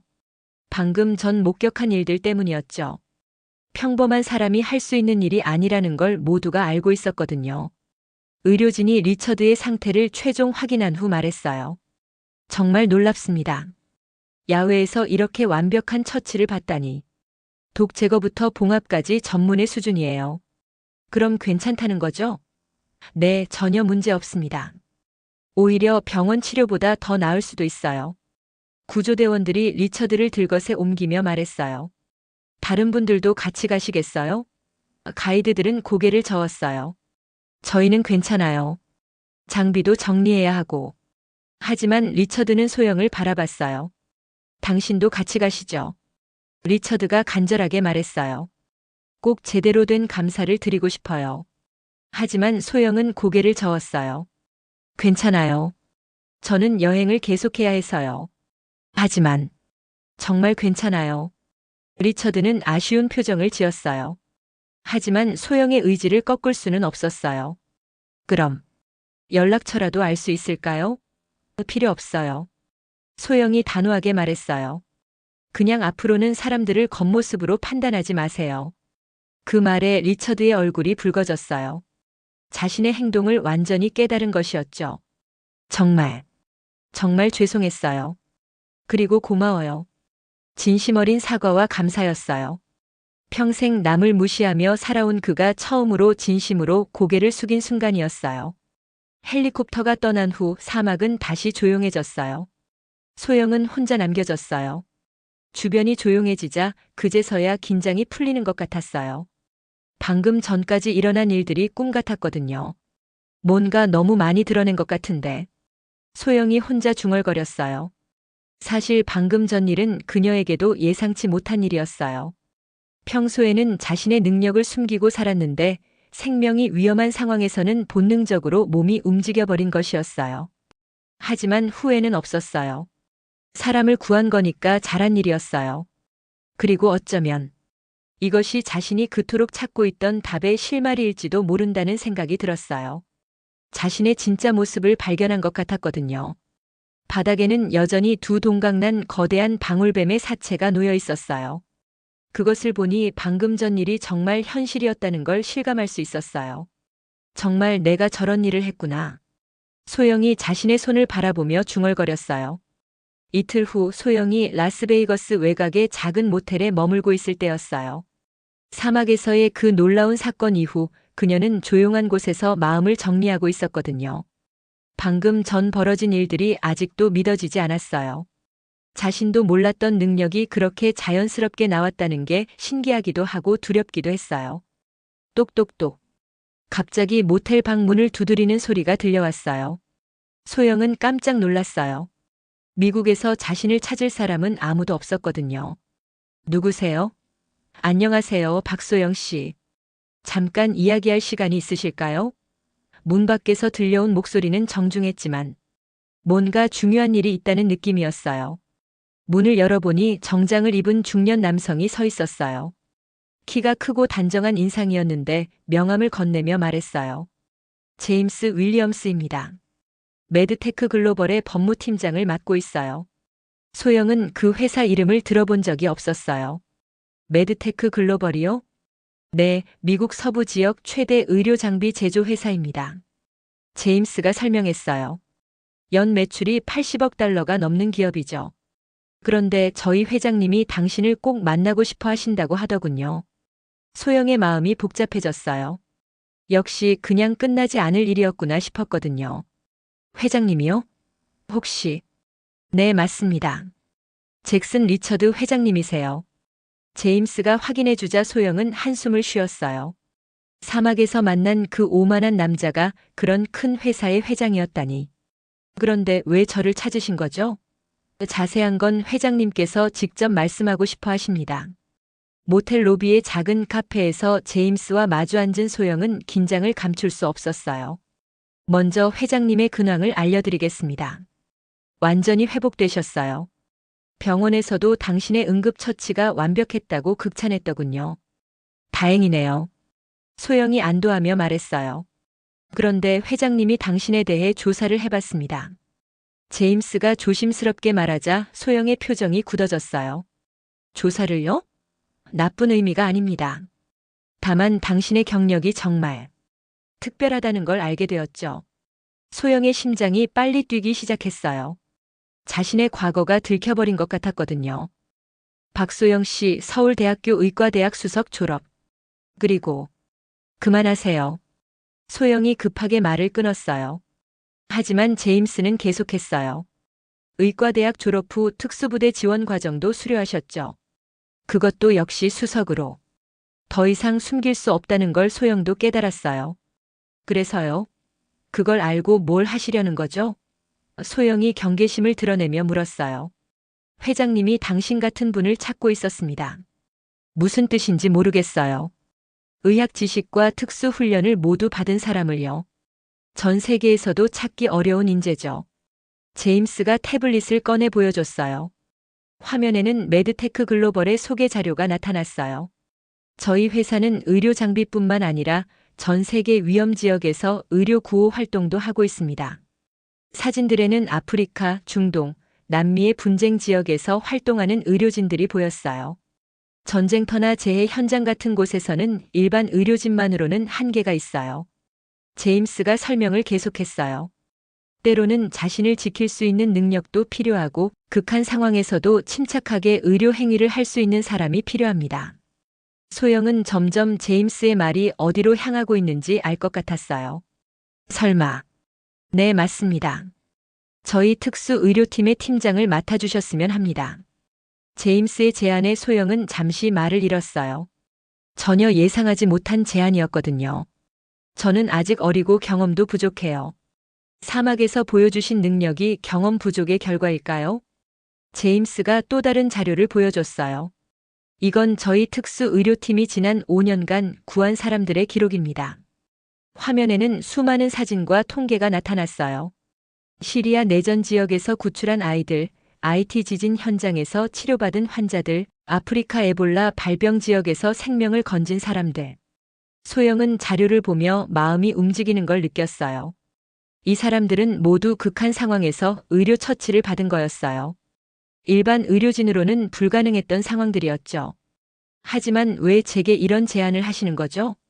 사막에서 당신을 보며 회장님이 확신했어요.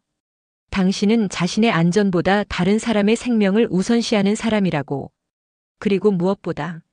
제임스가 잠시 멈춘 후 진지하게 말했어요. 당신이 정체성에 대해 고민하고 있다는 걸 회장님이 알아차렸어요. 자신의 재능을 어떻게 써야 할지 모르겠다고 하시지 않았나요? 소영은 깜짝 놀랐어요. 리처드가 그런 것까지 알아챘다니. 어떻게 회장님이 그걸. 회장님은 사람 보는 눈이 정확합니다. 그래서 오늘날의 성공을 이룰 수 있었죠. 제임스가 설명했어요. 자신만을 위해 능력을 쓰는 사람과 다른 사람을 위해 능력을 쓰는 사람을 구별할 수 있어요. 그리고 당신은 후자라고 확신하셨죠. 제임스가 두꺼운 서류 봉투를 꺼냈어요. 이건 저희 특수의료팀에서 하는 일들에 대한 자세한 자료입니다. 한번 보시고 결정하세요. 물론 강요하는 건 아닙니다. 소영은 망설이며 서류를 받았어요. 만약 거절한다면요? 물론 그것도 당신의 자유입니다. 제임스가 일어서며 말했어요. 다만 이런 기회는 흔하지 않다는 것만 말씀드리고 싶어요. 그리고 그가 잠시 멈춘 후 덧붙였어요. 회장님 말씀으로는 당신이 사막에서 보여준 모습이 진짜 당신이라고 하더군요. 더 이상 숨길 필요 없다고요. 제임스가 떠난 후 소영은 혼자 서류를 펼쳐봤어요. 그 안에는 매드테크 글로벌의 특수의료팀이 전 세계에서 벌이고 있는 활동들이 자세히 기록되어 있었어요. 정말 놀라운 일들을 하고 있었어요. 시리아 난민 캠프에서 부상자들을 치료하고 아프리카 오지에서 전염병과 싸우고 남미 지진 현장에서 구조 작업을 벌이고 이런 일들을 하고 있었구나. 소영은 자료를 보며 복잡한 마음이 들었어요. 한편으로는 자신의 능력을 이런 곳에 쓸 수 있다는 것이 의미 있게 느껴졌지만 다른 한편으로는 부담스럽기도 했어요. 정말 자신이 그런 중요한 일을 할 수 있을까? 그런데 더 놀라운 건 조건들이었어요. 연봉만 해도 상상했던 것보다 훨씬 큰 금액이었어요. 하지만 돈보다 더 중요한 게 있었어요. 자료 마지막 페이지에는 팀원들의 증언이 적혀 있었어요. 이 일을 하면서 내가 왜 의사가 되려고 했는지 다시 깨달았어요. 단순히 치료하는 게 아니라 정말 생명을 구하는 일이에요. 밤늦게까지 자료를 보며 소영은 깊은 고민에 빠졌어요. 사실 이런 제안을 받을 거라고는 꿈에도 생각하지 못했어요. 그런데 이상하게도 마음 한편에서는 이것이 답일지도 모른다는 생각이 들었어요. 자신이 누구인지 무엇을 해야 하는지에 대한.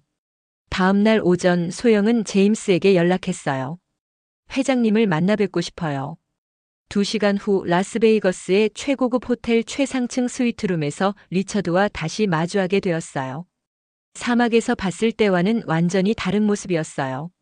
정장을 입은 그는 확실히 거대 기업의 회장다운 위엄이 있었어요. 하지만 소영을 보자마자 리처드는 자리에서 일어나 깊숙이 고개를 숙였어요. 정말 죄송했습니다. 그리고 다시 한번 감사드립니다. 소영은 당황했어요. 그런 거물이 자신에게 그렇게 정중하게 인사할 줄은 몰랐거든요. 일어나세요. 그러실 필요 없어요. 아닙니다. 제가 정말 잘못했어요. 리처드의 목소리에는 진심 어린 후회가 담겨 있었어요. 겉모습만 보고 당신을 판단했죠. 제가 얼마나 어리석었는지 깨달았습니다. 그의 태도에서 진심이 느껴졌어요. 앉으시죠. 리처드가 소영을 의자로 안내했어요.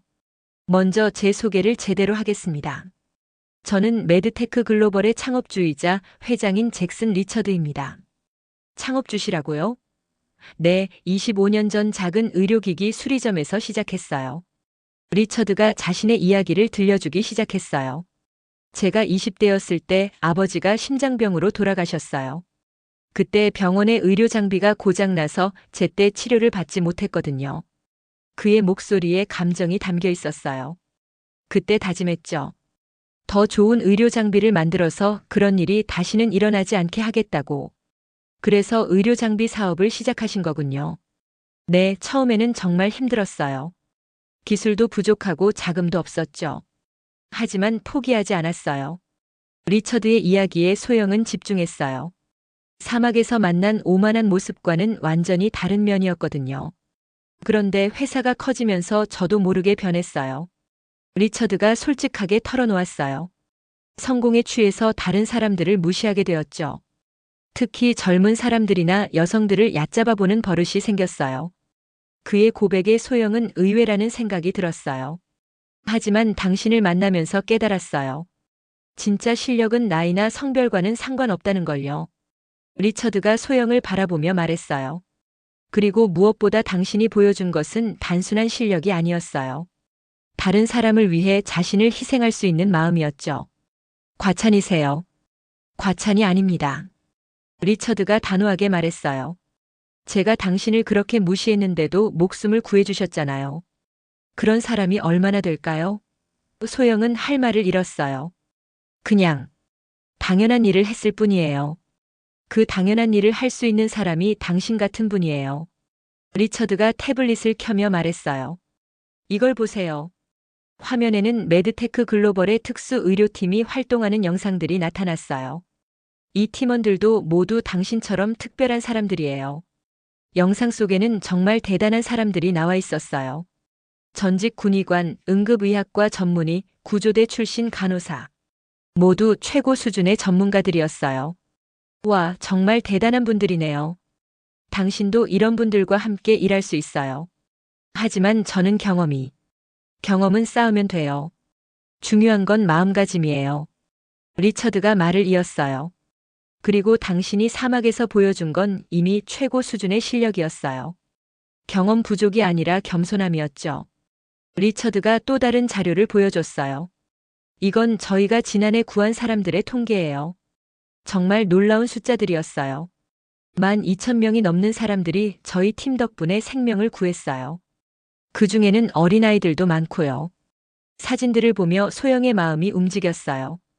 건강해진 모습으로 웃고 있는 아이들, 가족과 재회한 사람들, 새로운 희망을 찾은 환자들. 정말 의미 있는 일이네요. 그렇죠? 이런 일에 당신의 능력을 사용한다면 얼마나 많은 사람들을 도울 수 있을까요? 한 가지 질문이 있어요. 소영이 조심스럽게 말했어요. 왜 하필 저예요? 다른 자격을 갖춘 사람들도 많을 텐데. 좋은 질문이네요. 리처드가 미소를 지으며 대답했어요. 당신에게는 다른 사람들에게 없는 특별한 것이 있어요. 뭔가요? 순수함이에요. 리처드의 대답에 소영은 의외라는 표정을 지었어요. 당신은 계산하지 않아요. 손해나 이익을 따지기보다는 먼저 행동하죠. 그런 사람이 진짜 리더가 될 수 있어요. 그의 말에 소영은 깊은 생각에 빠졌어요. 과연 이 제안을 받아들여야 할까요? 소영의 인생이 완전히 바뀔 수 있는 중요한 순간이었어요. 시간을 드릴게요. 리처드가 소영의 표정을 보며 이해한다는 듯 말했어요. 이런 중요한 결정을 성급하게 내릴 필요는 없으니까요. 하지만 그의 눈에는 간절함이 담겨 있었어요. 정말로 소영이 필요했거든요. 며칠 정도 생각해 보시고 연락 주세요. 소영은 호텔을 나서며 복잡한 마음이 들었어요. 방금 전까지만 해도 단순한 자아 찾기 여행이었는데 갑자기 인생을 완전히 바꿀 수 있는 제안을 받게 된 거예요. 정말 어떻게 해야 하지? 라스베이거스의 번화가를 걸으며 소영은 깊은 생각에 잠겼어요. 모텔로 돌아와서 소영은 침대에 앉아 리처드가 준 자료들을 다시 펼쳐봤어요. 특수 의료팀의 활동 사진들, 구조받은 사람들의 감사 편지, 그리고 팀원들의 인터뷰 내용까지. 하나하나 읽어볼수록 마음이 복잡해졌어요. 정말 의미 있는 일이라는 건 확실했지만 과연 자신이 할 수 있을까? 내가 정말 그런 중요한 일을 맡을 수 있을까? 소영이 혼자 중얼거렸어요. 아무리 의과대학을 수석으로 졸업하고 특수부대 훈련을 받았다고 해도 실제 현장은 다를 거예요. 사막에서 리처드를 구한 것도 어쩌면 운이 좋았던 걸지도 몰랐어요. 그런데 한편으로는 설레는 마음도 있었어요. 지금까지 자신의 능력을 숨기고 살아왔는데 드디어 그것을 제대로 사용할 기회가 온 것 같았거든요. 어쩌면 이게 내가 찾던 답일지도 몰라. 소영은 창밖을 바라보며 생각했어요. 하지만 가장 큰 고민은 따로 있었어요. 한국에 계신 어머니였어요.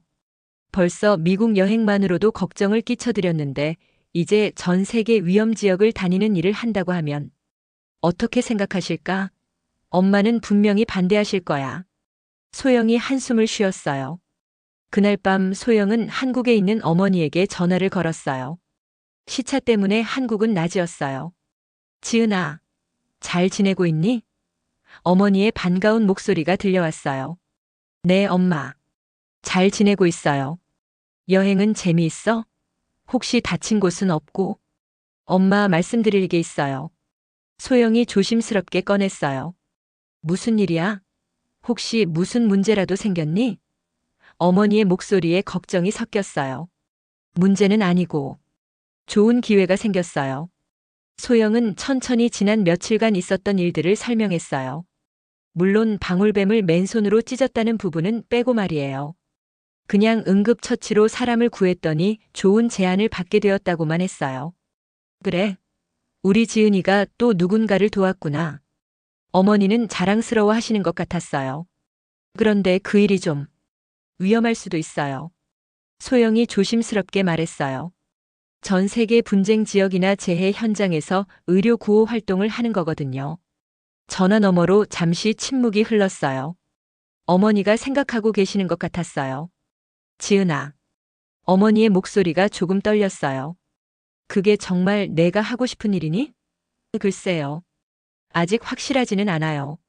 하지만 뭔가 의미 있는 일인 것 같아요. 그럼 해봐. 어머니의 뜻밖의 대답에 소영은 깜짝 놀랐어요. 엄마 정말요? 위험할 수도 있는데. 지은아, 엄마가 너를 키우면서 가장 안타까웠던 게 뭔지 알아? 뭐예요? 내가 항상 자신의 재능을 숨기려고 했던 거야. 남들과 다르다고 부끄러워했잖아. 어머니의 말에 소영의 눈시울이 붉어졌어요. 엄마는 처음부터 알고 있었어. 우리 지은이가 정말 특별한 아이라는 걸. 어머니의 목소리에 따뜻함이 담겨 있었어요. 그런데 내가 그걸 부담스러워하니까 엄마도 어떻게 해야 할지 모르겠더라. 엄마, 이제는 내 재능을 마음껏 발휘해봐. 그게 엄마의 바람이야. 하지만 정말 위험할 수도 있어요. 그럼 더 조심히 다니면 되지. 우리 지은이가 얼마나 똑똑한데. 어머니가 웃으며 말씀하셨어요. 그리고 내가 누군가를 도울 수 있다면 그게 얼마나 보람된 일이겠어. 엄마도 뿌듯하고 말이야. 전화를 끊고 나서 소영은 마음이 한결 가벼워진 것을 느꼈어요. 어머니의 지지를 받으니 용기가 생겼거든요. 그래, 한번 해보자. 하지만 여전히 확신이 서지 않는 부분이 있었어요. 정말 자신이 팀장을 맡을 만큼 실력이 있을까? 다음 날 오전 소영은 다시 리처드에게 연락했어요. 한 가지 더 궁금한 게 있어요. 만날 수 있을까요? 1시간 후 둘은 호텔 카페에서 마주 앉았어요. 무엇이든 물어보세요. 리처드가 진지한 표정으로 말했어요. 정말 제가 팀장을 할 수 있을까요? 소영의 솔직한 질문에 리처드가 미소를 지었어요. 그런 걱정을 하시는 분이 진짜 리더예요. 무슨 뜻이에요? 자신만만한 사람보다는 신중하고 겸손한 사람이 더 좋은 리더가 될 수 있어요. 리처드가 태블릿을 켜서 보여줬어요. 이 사람들을 보세요. 화면에는 현재 특수의료팀 팀원들의 프로필이 나타났어요. 모두 각자 분야의 최고 전문가들이에요. 하지만 지금까지 이들을 제대로 이끌 리더가 없었어요. 왜요? 실력은 뛰어나지만 개성이 너무 강한 사람들이거든요.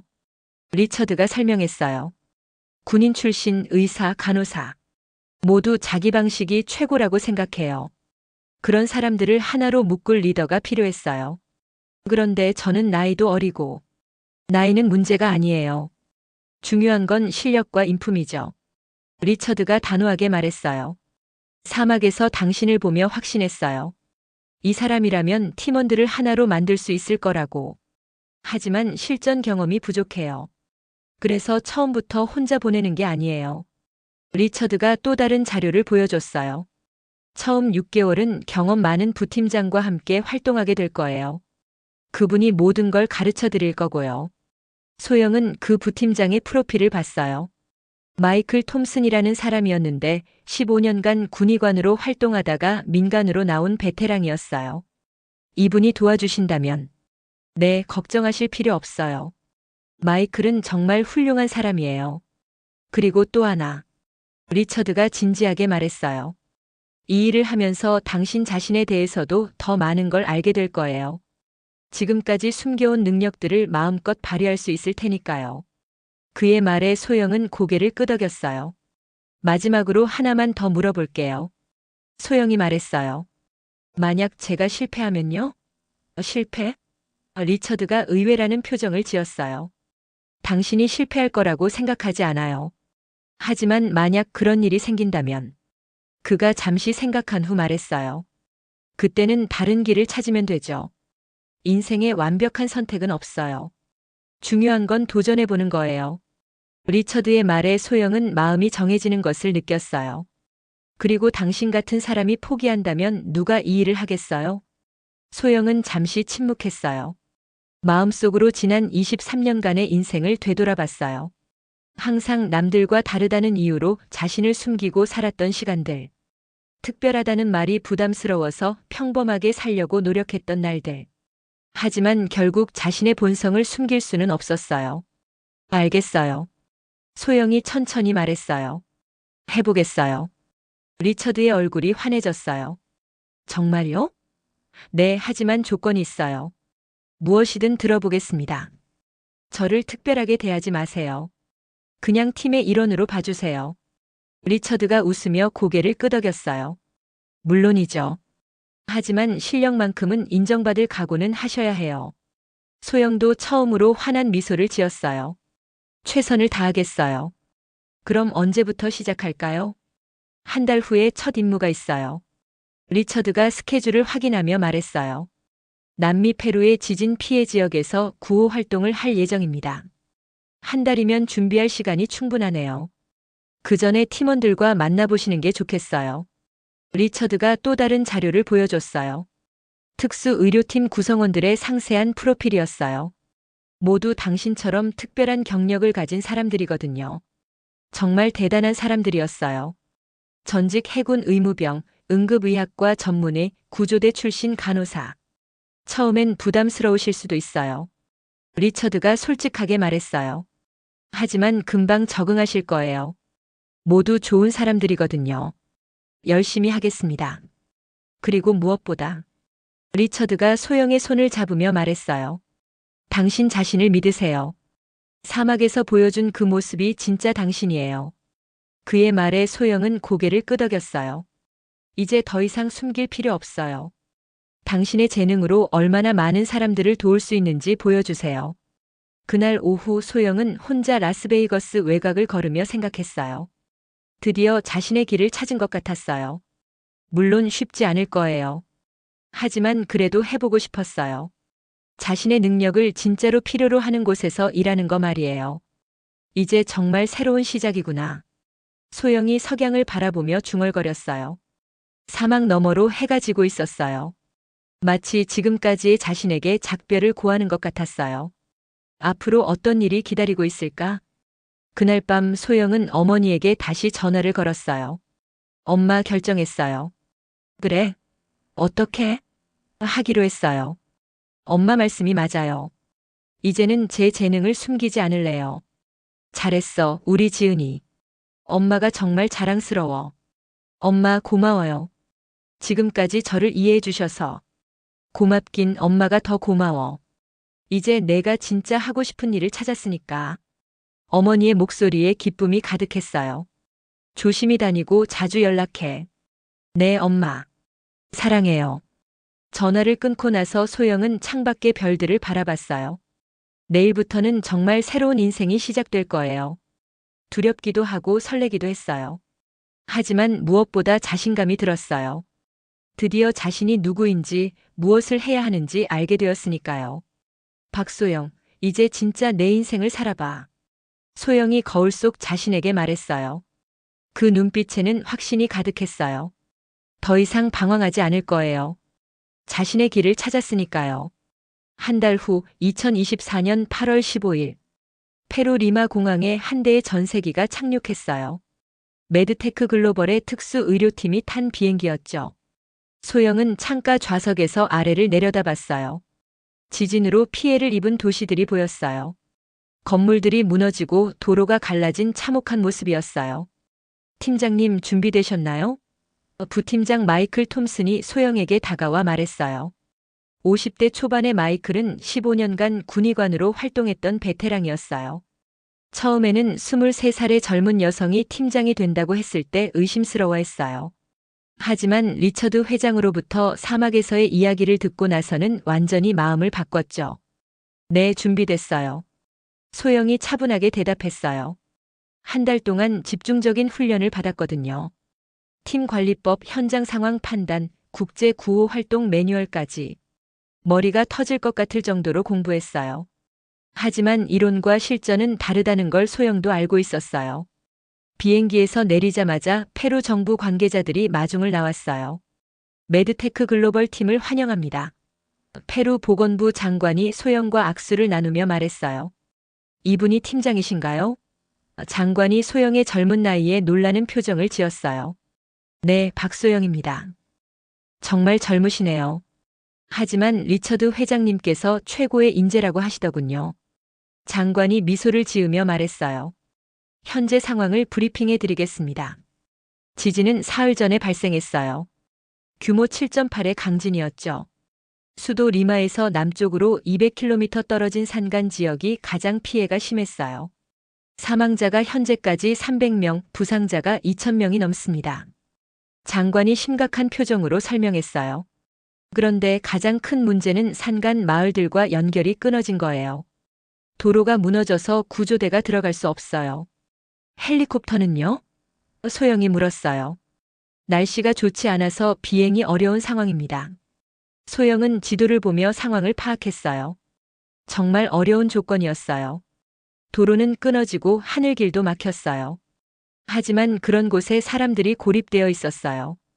우리가 들어갈 수 있는 방법이 있을까요? 도보로 산을 넘어가는 길밖에 없어요. 하지만 정말 위험합니다. 어떤 위험이요? 마이클이 물었어요. 산사태 위험이 높고 여진도 계속 발생하고 있어요. 게다가 날씨도 불안정해서 관계자가 걱정스럽게 말했어요. 하지만 소영의 결심은 확고했어요. 들어가야 해요. 거기 있는 사람들을 그냥 둘 수는 없어요. 팀장님, 너무 위험한 것 같은데요. 팀원 중 한 명인 간호사 캐롤이 걱정스럽게 말했어요. 하지만 소영은 이미 계획을 세우고 있었어요. 장비를 최소한으로 줄이고 경량화해서 움직이는 거예요. 속도가 생명이니까요. 2시간 후 특수 의료팀은 산길로 향했어요. 소영이 선두에 서서 팀을 이끌었어요. 배낭에는 생명을 구할 수 있는 최소한의 의료 장비만 담았어요. 무게를 줄이기 위해 불필요한 것들은 모두 빼고 정말 필요한 것만 가져갔어요. 조심해서 가세요. 산길은 정말 험했어요. 지진으로 인해 바위들이 굴러떨어져 있었고 곳곳에 갈라진 땅이 보였어요.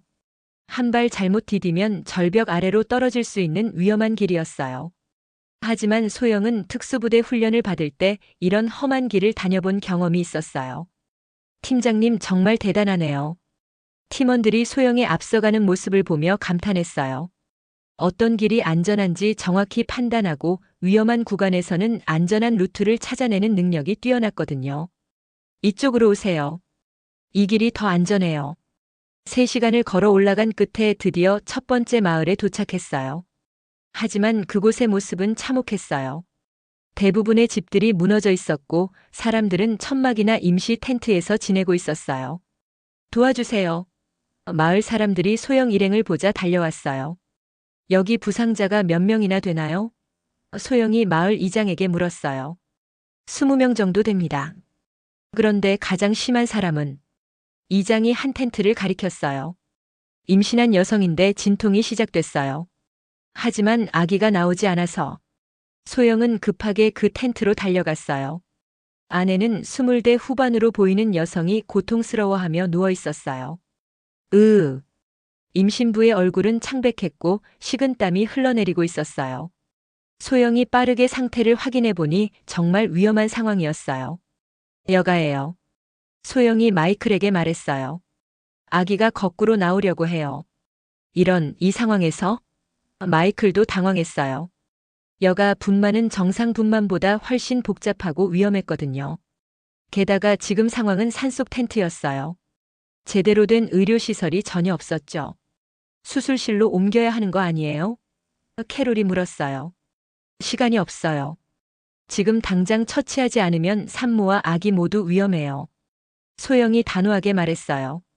그리고는 임신부에게 다가가 손을 잡았어요. 괜찮아요. 제가 도와드릴게요.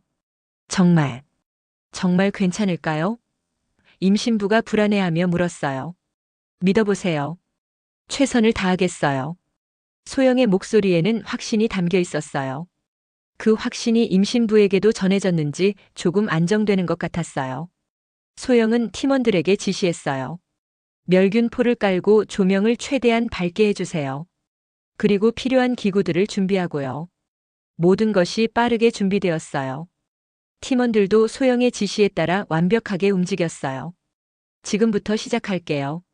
소영이 임신부에게 말했어요. 여가 분만은 정말 어려운 시술이었어요. 잘못하면 아기의 목이나 어깨가 걸려서 큰일이 날 수 있었거든요. 하지만 소영은 의과대학에서 산부인과 실습을 할 때 이런 경우를 여러 번 봤었어요. 호흡을 조절하세요. 제가 말할 때 힘주시고요. 소영의 손놀림은 정확했어요. 아기의 위치를 확인하고 조심스럽게 방향을 조정했어요. 지금 힘주세요. 임신부가 있는 힘을 다해 힘을 줬어요. 30분 후 드디어 기적이 일어났어요. 아기의 울음소리가 텐트 안에 울려 퍼졌어요. 성공했어요. 마이클이 기뻐하며 외쳤어요. 건강한 남자아기였어요. 소영이 아기를 받아들고 임신부에게 보여줬어요. 축하해요. 건강한 아들이에요. 정말 고마워요. 임신부가 눈물을 흘리며 말했어요. 주변에 있던 마을 사람들도 모두 박수를 쳤어요. 절망적인 상황에서 새 생명이 태어난 기적이었거든요. 팀장님 정말 대단해요.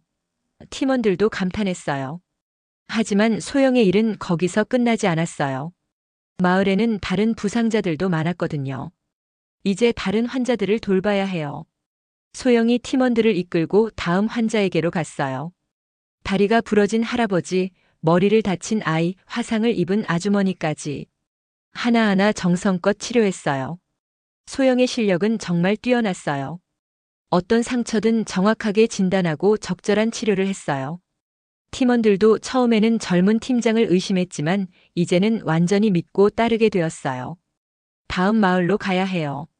첫 번째 마을의 응급 환자들을 모두 치료한 후 소영이 말했어요. 거기에도 도움이 필요한 사람들이 있어요. 하지만 해가 지기 시작했어요. 산길을 밤에 가는 건 너무 위험했어요.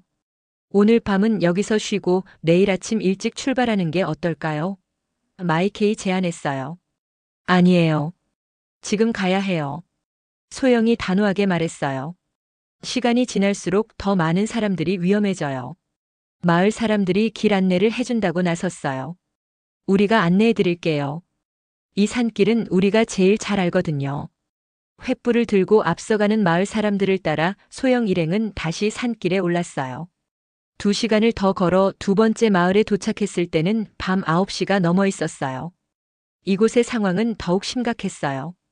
산사태로 인해 여러 명이 매몰되었고 구조 작업이 제대로 이루어지지 않고 있었어요. 도와주세요. 여기 사람이 묻혀 있어요. 소영은 즉시 구조 작업에 참여했어요. 특수부대 훈련에서 배운 구조 기술이 도움이 되었어요. 이쪽으로 파세요. 여기가 안전해요. 소영의 정확한 판단 덕분에 매몰된 사람들을 하나둘 구해낼 수 있었어요. 새벽 3시까지 구조 작업이 계속되었어요. 총 7명을 구해냈어요. 그중 3명은 심각한 부상을 입었지만 소영의 응급처치 덕분에 생명을 건질 수 있었어요. 정말 기적이에요. 마을 사람들이 감격해했어요. 팀장님, 좀 쉬셔야 해요. 캐롤이 걱정스럽게 말했어요. 소영은 20시간 넘게 쉬지 않고 일했거든요. 하지만 소영은 고개를 저었어요. 아직 갈 곳이 더 있어요. 세 번째 마을에도 도움이 필요한 사람들이 있었거든요. 다음 날 오후 마침내 모든 마을을 다 돌았어요. 3일 동안 소영팀이 치료한 환자는 총 150명이었어요. 그중 심각한 환자가 30명, 수술이 필요한 환자가 10명이었어요. 모두 성공적으로 치료되었어요. 정말 대단해요, 팀장님. 마이클이 진심으로 감탄하며 말했어요. 처음에는 걱정했는데 완전히 제 생각이 틀렸네요. 다른 팀원들도 모두 동의했어요. 이런 리더십은 처음 봐요. 정말 배울 점이 많아요. 페루 정부에서도 소영팀의 활약에 감격했어요. 여러분 덕분에 수많은 생명을 구할 수 있었습니다. 보건부 장관이 직접 감사 인사를 전했어요. 특히 팀장님의 리더십이 정말 인상적이었어요. 리마 공항에서 한국으로 돌아가는 비행기를 기다리며 소영은 지난 며칠을 되돌아봤어요. 힘들었지만 정말 보람된 시간이었어요. 자신의 능력으로 많은 사람들을 도울 수 있다는 게 이렇게 기쁜 일인 줄 몰랐어요. 팀장님, 다음 임무는 언제예요?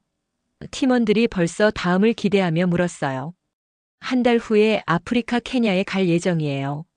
소영이 대답했어요. 또 어려운 상황이겠지만 함께 해봐요. 네. 언제든 준비되어 있어요. 비행기 안에서 소영은 한국에 있는 어머니에게 문자를 보냈어요. 엄마, 첫 임무 잘 마쳤어요. 많은 사람들을 도울 수 있어서 정말 뿌듯해요. 사랑해요. 곧 어머니에게서 답장이 왔어요. 고생했어, 우리 딸. 정말 자랑스러워.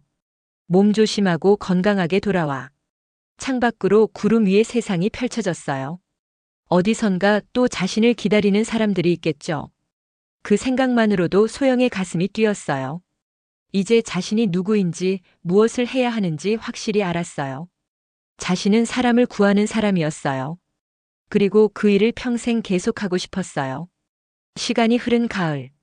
서울의 한 대형 병원 강당에는 200여 명의 의과대학 학생들이 앉아 있었어요.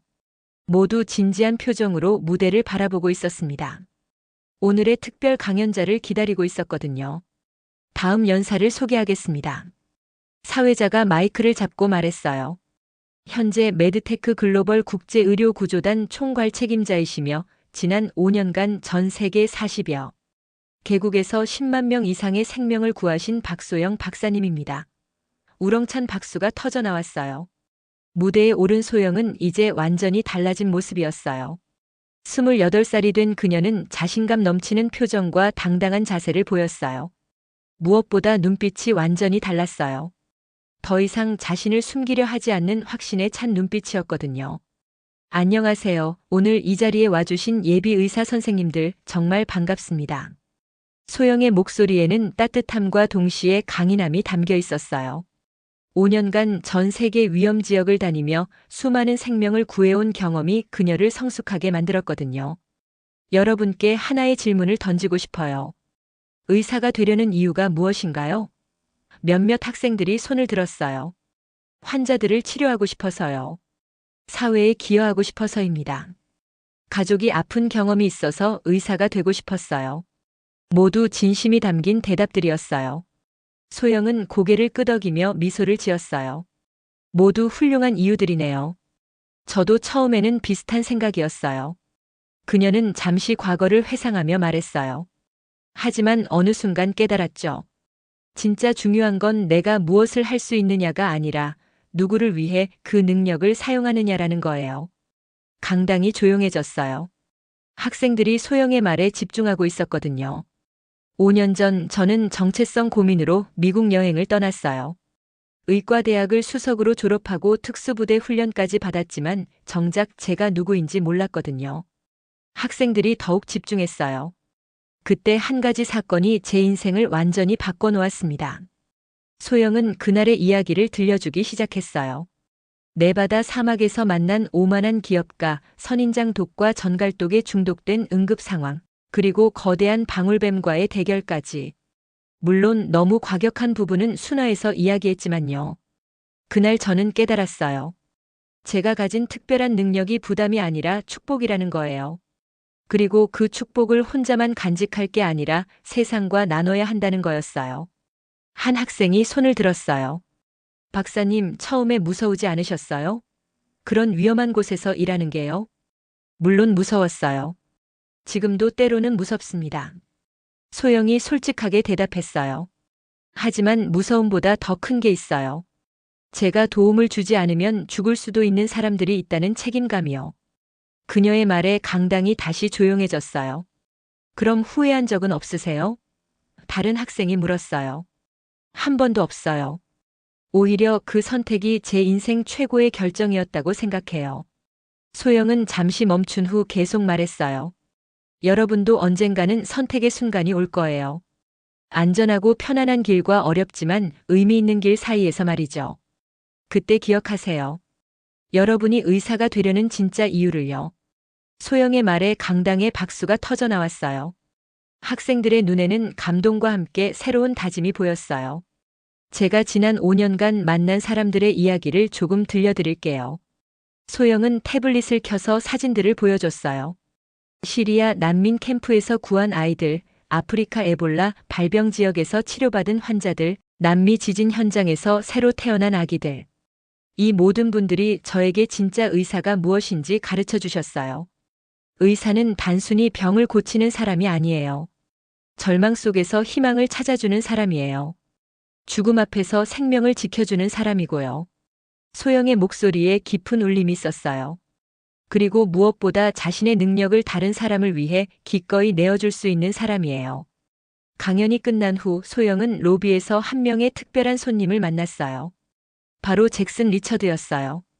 이제 머리가 희끗희끗해진 모습이었지만 여전히 활력이 넘쳐 보였어요.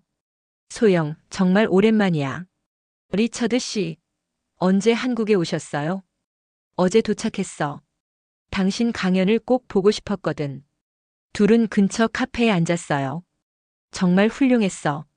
학생들이 감동받는 게 보였어. 고마워요. 리처드 씨 덕분에 가능한 일이었죠.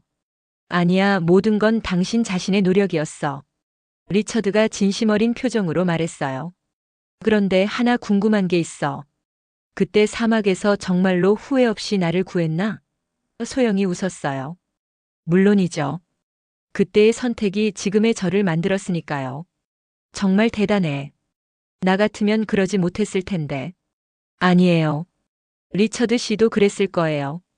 사람은 누구나 위기의 순간에 본성이 드러나거든요. 소영의 말에 리처드가 고개를 끄덕였어요.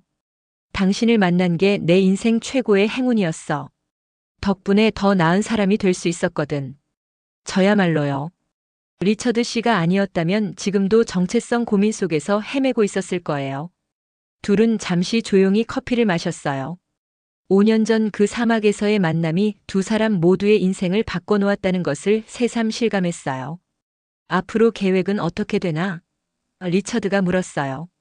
다음 달에 우크라이나 전쟁 피해 지역에 갈 예정이에요. 새로운 의료진들과 함께요. 여전히 위험한 곳만 골라 다니는군. 그런 곳에 제가 필요하니까요. 리처드가 고개를 끄덕였어요. 당신 같은 사람이 있어서 세상이 더 나은 곳이 되는 것 같아. 과찬이에요. 저는 그냥 제가 할 수 있는 일을 할 뿐이에요. 그게 바로 당신의 가장 큰 장점이야. 겸손한 말이야. 카페를 나서며 리처드가 마지막으로 말했어요. 혹시 그때 그 사막에서 나를 구하지 않았다면 어떻게 되었을 것 같아? 소영은 잠시 생각해 보더니 말했어요.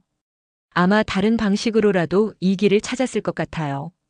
결국 우리는 자신이 있어야 할 곳을 찾게 되어 있으니까요. 그럴까? 네, 다만 시간이 더 오래 걸렸을 수도 있겠죠. 그리고 무엇보다 소영이 미소를 지으며 말했어요. 리처드 씨 같은 소중한 친구를 만나지 못했을 거예요. 리처드도 환하게 웃었어요. 그날 밤 소영은 아파트에서 다음 임무 준비를 하고 있었어요. 의료기구들을 점검하고 팀원들과 연락을 주고받으며 계획을 세우고 있었어요. 창밖으로 서울의 야경이 보였어요. 반짝이는 불빛들을 바라보며 소영은 5년 전을 떠올렸어요. 그때 자신은 정말 혼란스러워했었죠. 자신이 누구인지 무엇을 해야 하는지 전혀 모르겠더라고요. 하지만 지금은 확신할 수 있었어요. 나는 사람을 구하는 사람이야. 단순하지만 명확한 정체성이었어요. 전화벨이 울렸어요. 우크라이나에서 온 긴급 연락이었어요. 소영 박사님, 상황이 급박해졌어요. 예정보다 일주일 앞당겨서 출발할 수 있나요? 물론이죠. 언제든 준비되어 있어요. 전화를 끊고 소영은 미소를 지었어요. 다시 누군가를 구할 수 있는 기회였거든요. 짐을 꾸리며 소영은 혼자 중얼거렸어요. 정말 신기해. 다른 사람을 구하면서 내가 구원받았다니. 그때 어머니의 목소리가 떠올랐어요. 지은아, 내가 행복해하는 모습을 보니 엄마도 정말 기뻐. 지난주 통화에서 어머니가 하신 말씀이었죠. 이제야 우리 딸이 진짜 자신을 찾은 것 같구나. 맞았어요. 소영은 마침내 진짜 자신을 찾았어요. 그리고 그 자신이 무엇을 해야 하는지도 알았고요. 더 이상 특별함을 부담스러워하지도 않았어요. 오히려 그 특별함으로 세상에 도움이 될 수 있다는 게 자랑스러웠어요. 다음 날 새벽 인천공항에서 우크라이나로 향하는 비행기에 몸을 맡기며 소영은 생각했어요. 인생은 정말 신기해. 가장 힘든 순간이 가장 큰 기회가 될 수도 있다니. 5년 전 그 사막에서의 만남이 없었다면 지금의 자신은 없었을 거예요. 창밖으로 구름 위의 세상이 펼쳐졌어요. 어디선가 자신을 기다리는 사람들이 있다는 생각에 소영의 가슴이 뛰었어요. 또 누군가를 구할 수 있겠구나. 그것만으로도 충분히 행복했어요. 여러분, 혹시 자신의 특별한 재능을 숨기고 계시지는 않나요? 남들의 시선 때문에 진짜 자신의 모습을 감추고 있지는 않나요? 소영이처럼 위기의 순간이 와야만 자신의 진짜 모습을 찾을 수 있는 걸까요? 아니면 지금 이 순간부터라도 용기를 내어 자신만의 길을 걸어갈 수 있을까요? 나이가 들었다고 늦었다고 포기할 필요는 없어요. 소영도 23살에 자신의 길을 찾았잖아요. 중요한 건 나이가 아니라 용기예요. 여러분 안에도 분명히 특별한 재능이 있을 거예요. 그것이 무엇이든 상관없어요. 요리, 노래, 그림 또는 다른 사람을 위로하는 능력일 수도 있고요. 중요한 건 그 재능을 세상을 위해 사용하는 거예요. 소영이 사막에서 깨달은 것처럼 우리의 특별함은 부담이 아니라 축복이에요. 그리고 그 축복을 혼자만 간직할 게 아니라 세상과 나눠야 해요. 그럴 때 우리는 진짜 자신을 찾을 수 있어요. 오늘도 어디선가 여러분의 도움을 필요로 하는 사람이 있을 거예요. 꼭 소영처럼 위험한 곳에 가야 한다는 건 아니에요. 여러분의 일상 속에서 가까운 곳에서도 충분히 누군가에게 도움이 될 수 있어요. 용기를 내세요. 여러분의 특별함을 세상에 보여주세요. 그리고 기억하세요. 진짜 행복은 자신의 재능을 다른 사람을 위해 사용할 때 찾을 수 있다는 걸요. 다음에도 평범해 보이는 사람들의 특별한 이야기로 찾아뵙겠습니다. 오늘 이야기가 여러분에게 작은 용기라도 드릴 수 있었기를 바라면서요. 감사합니다.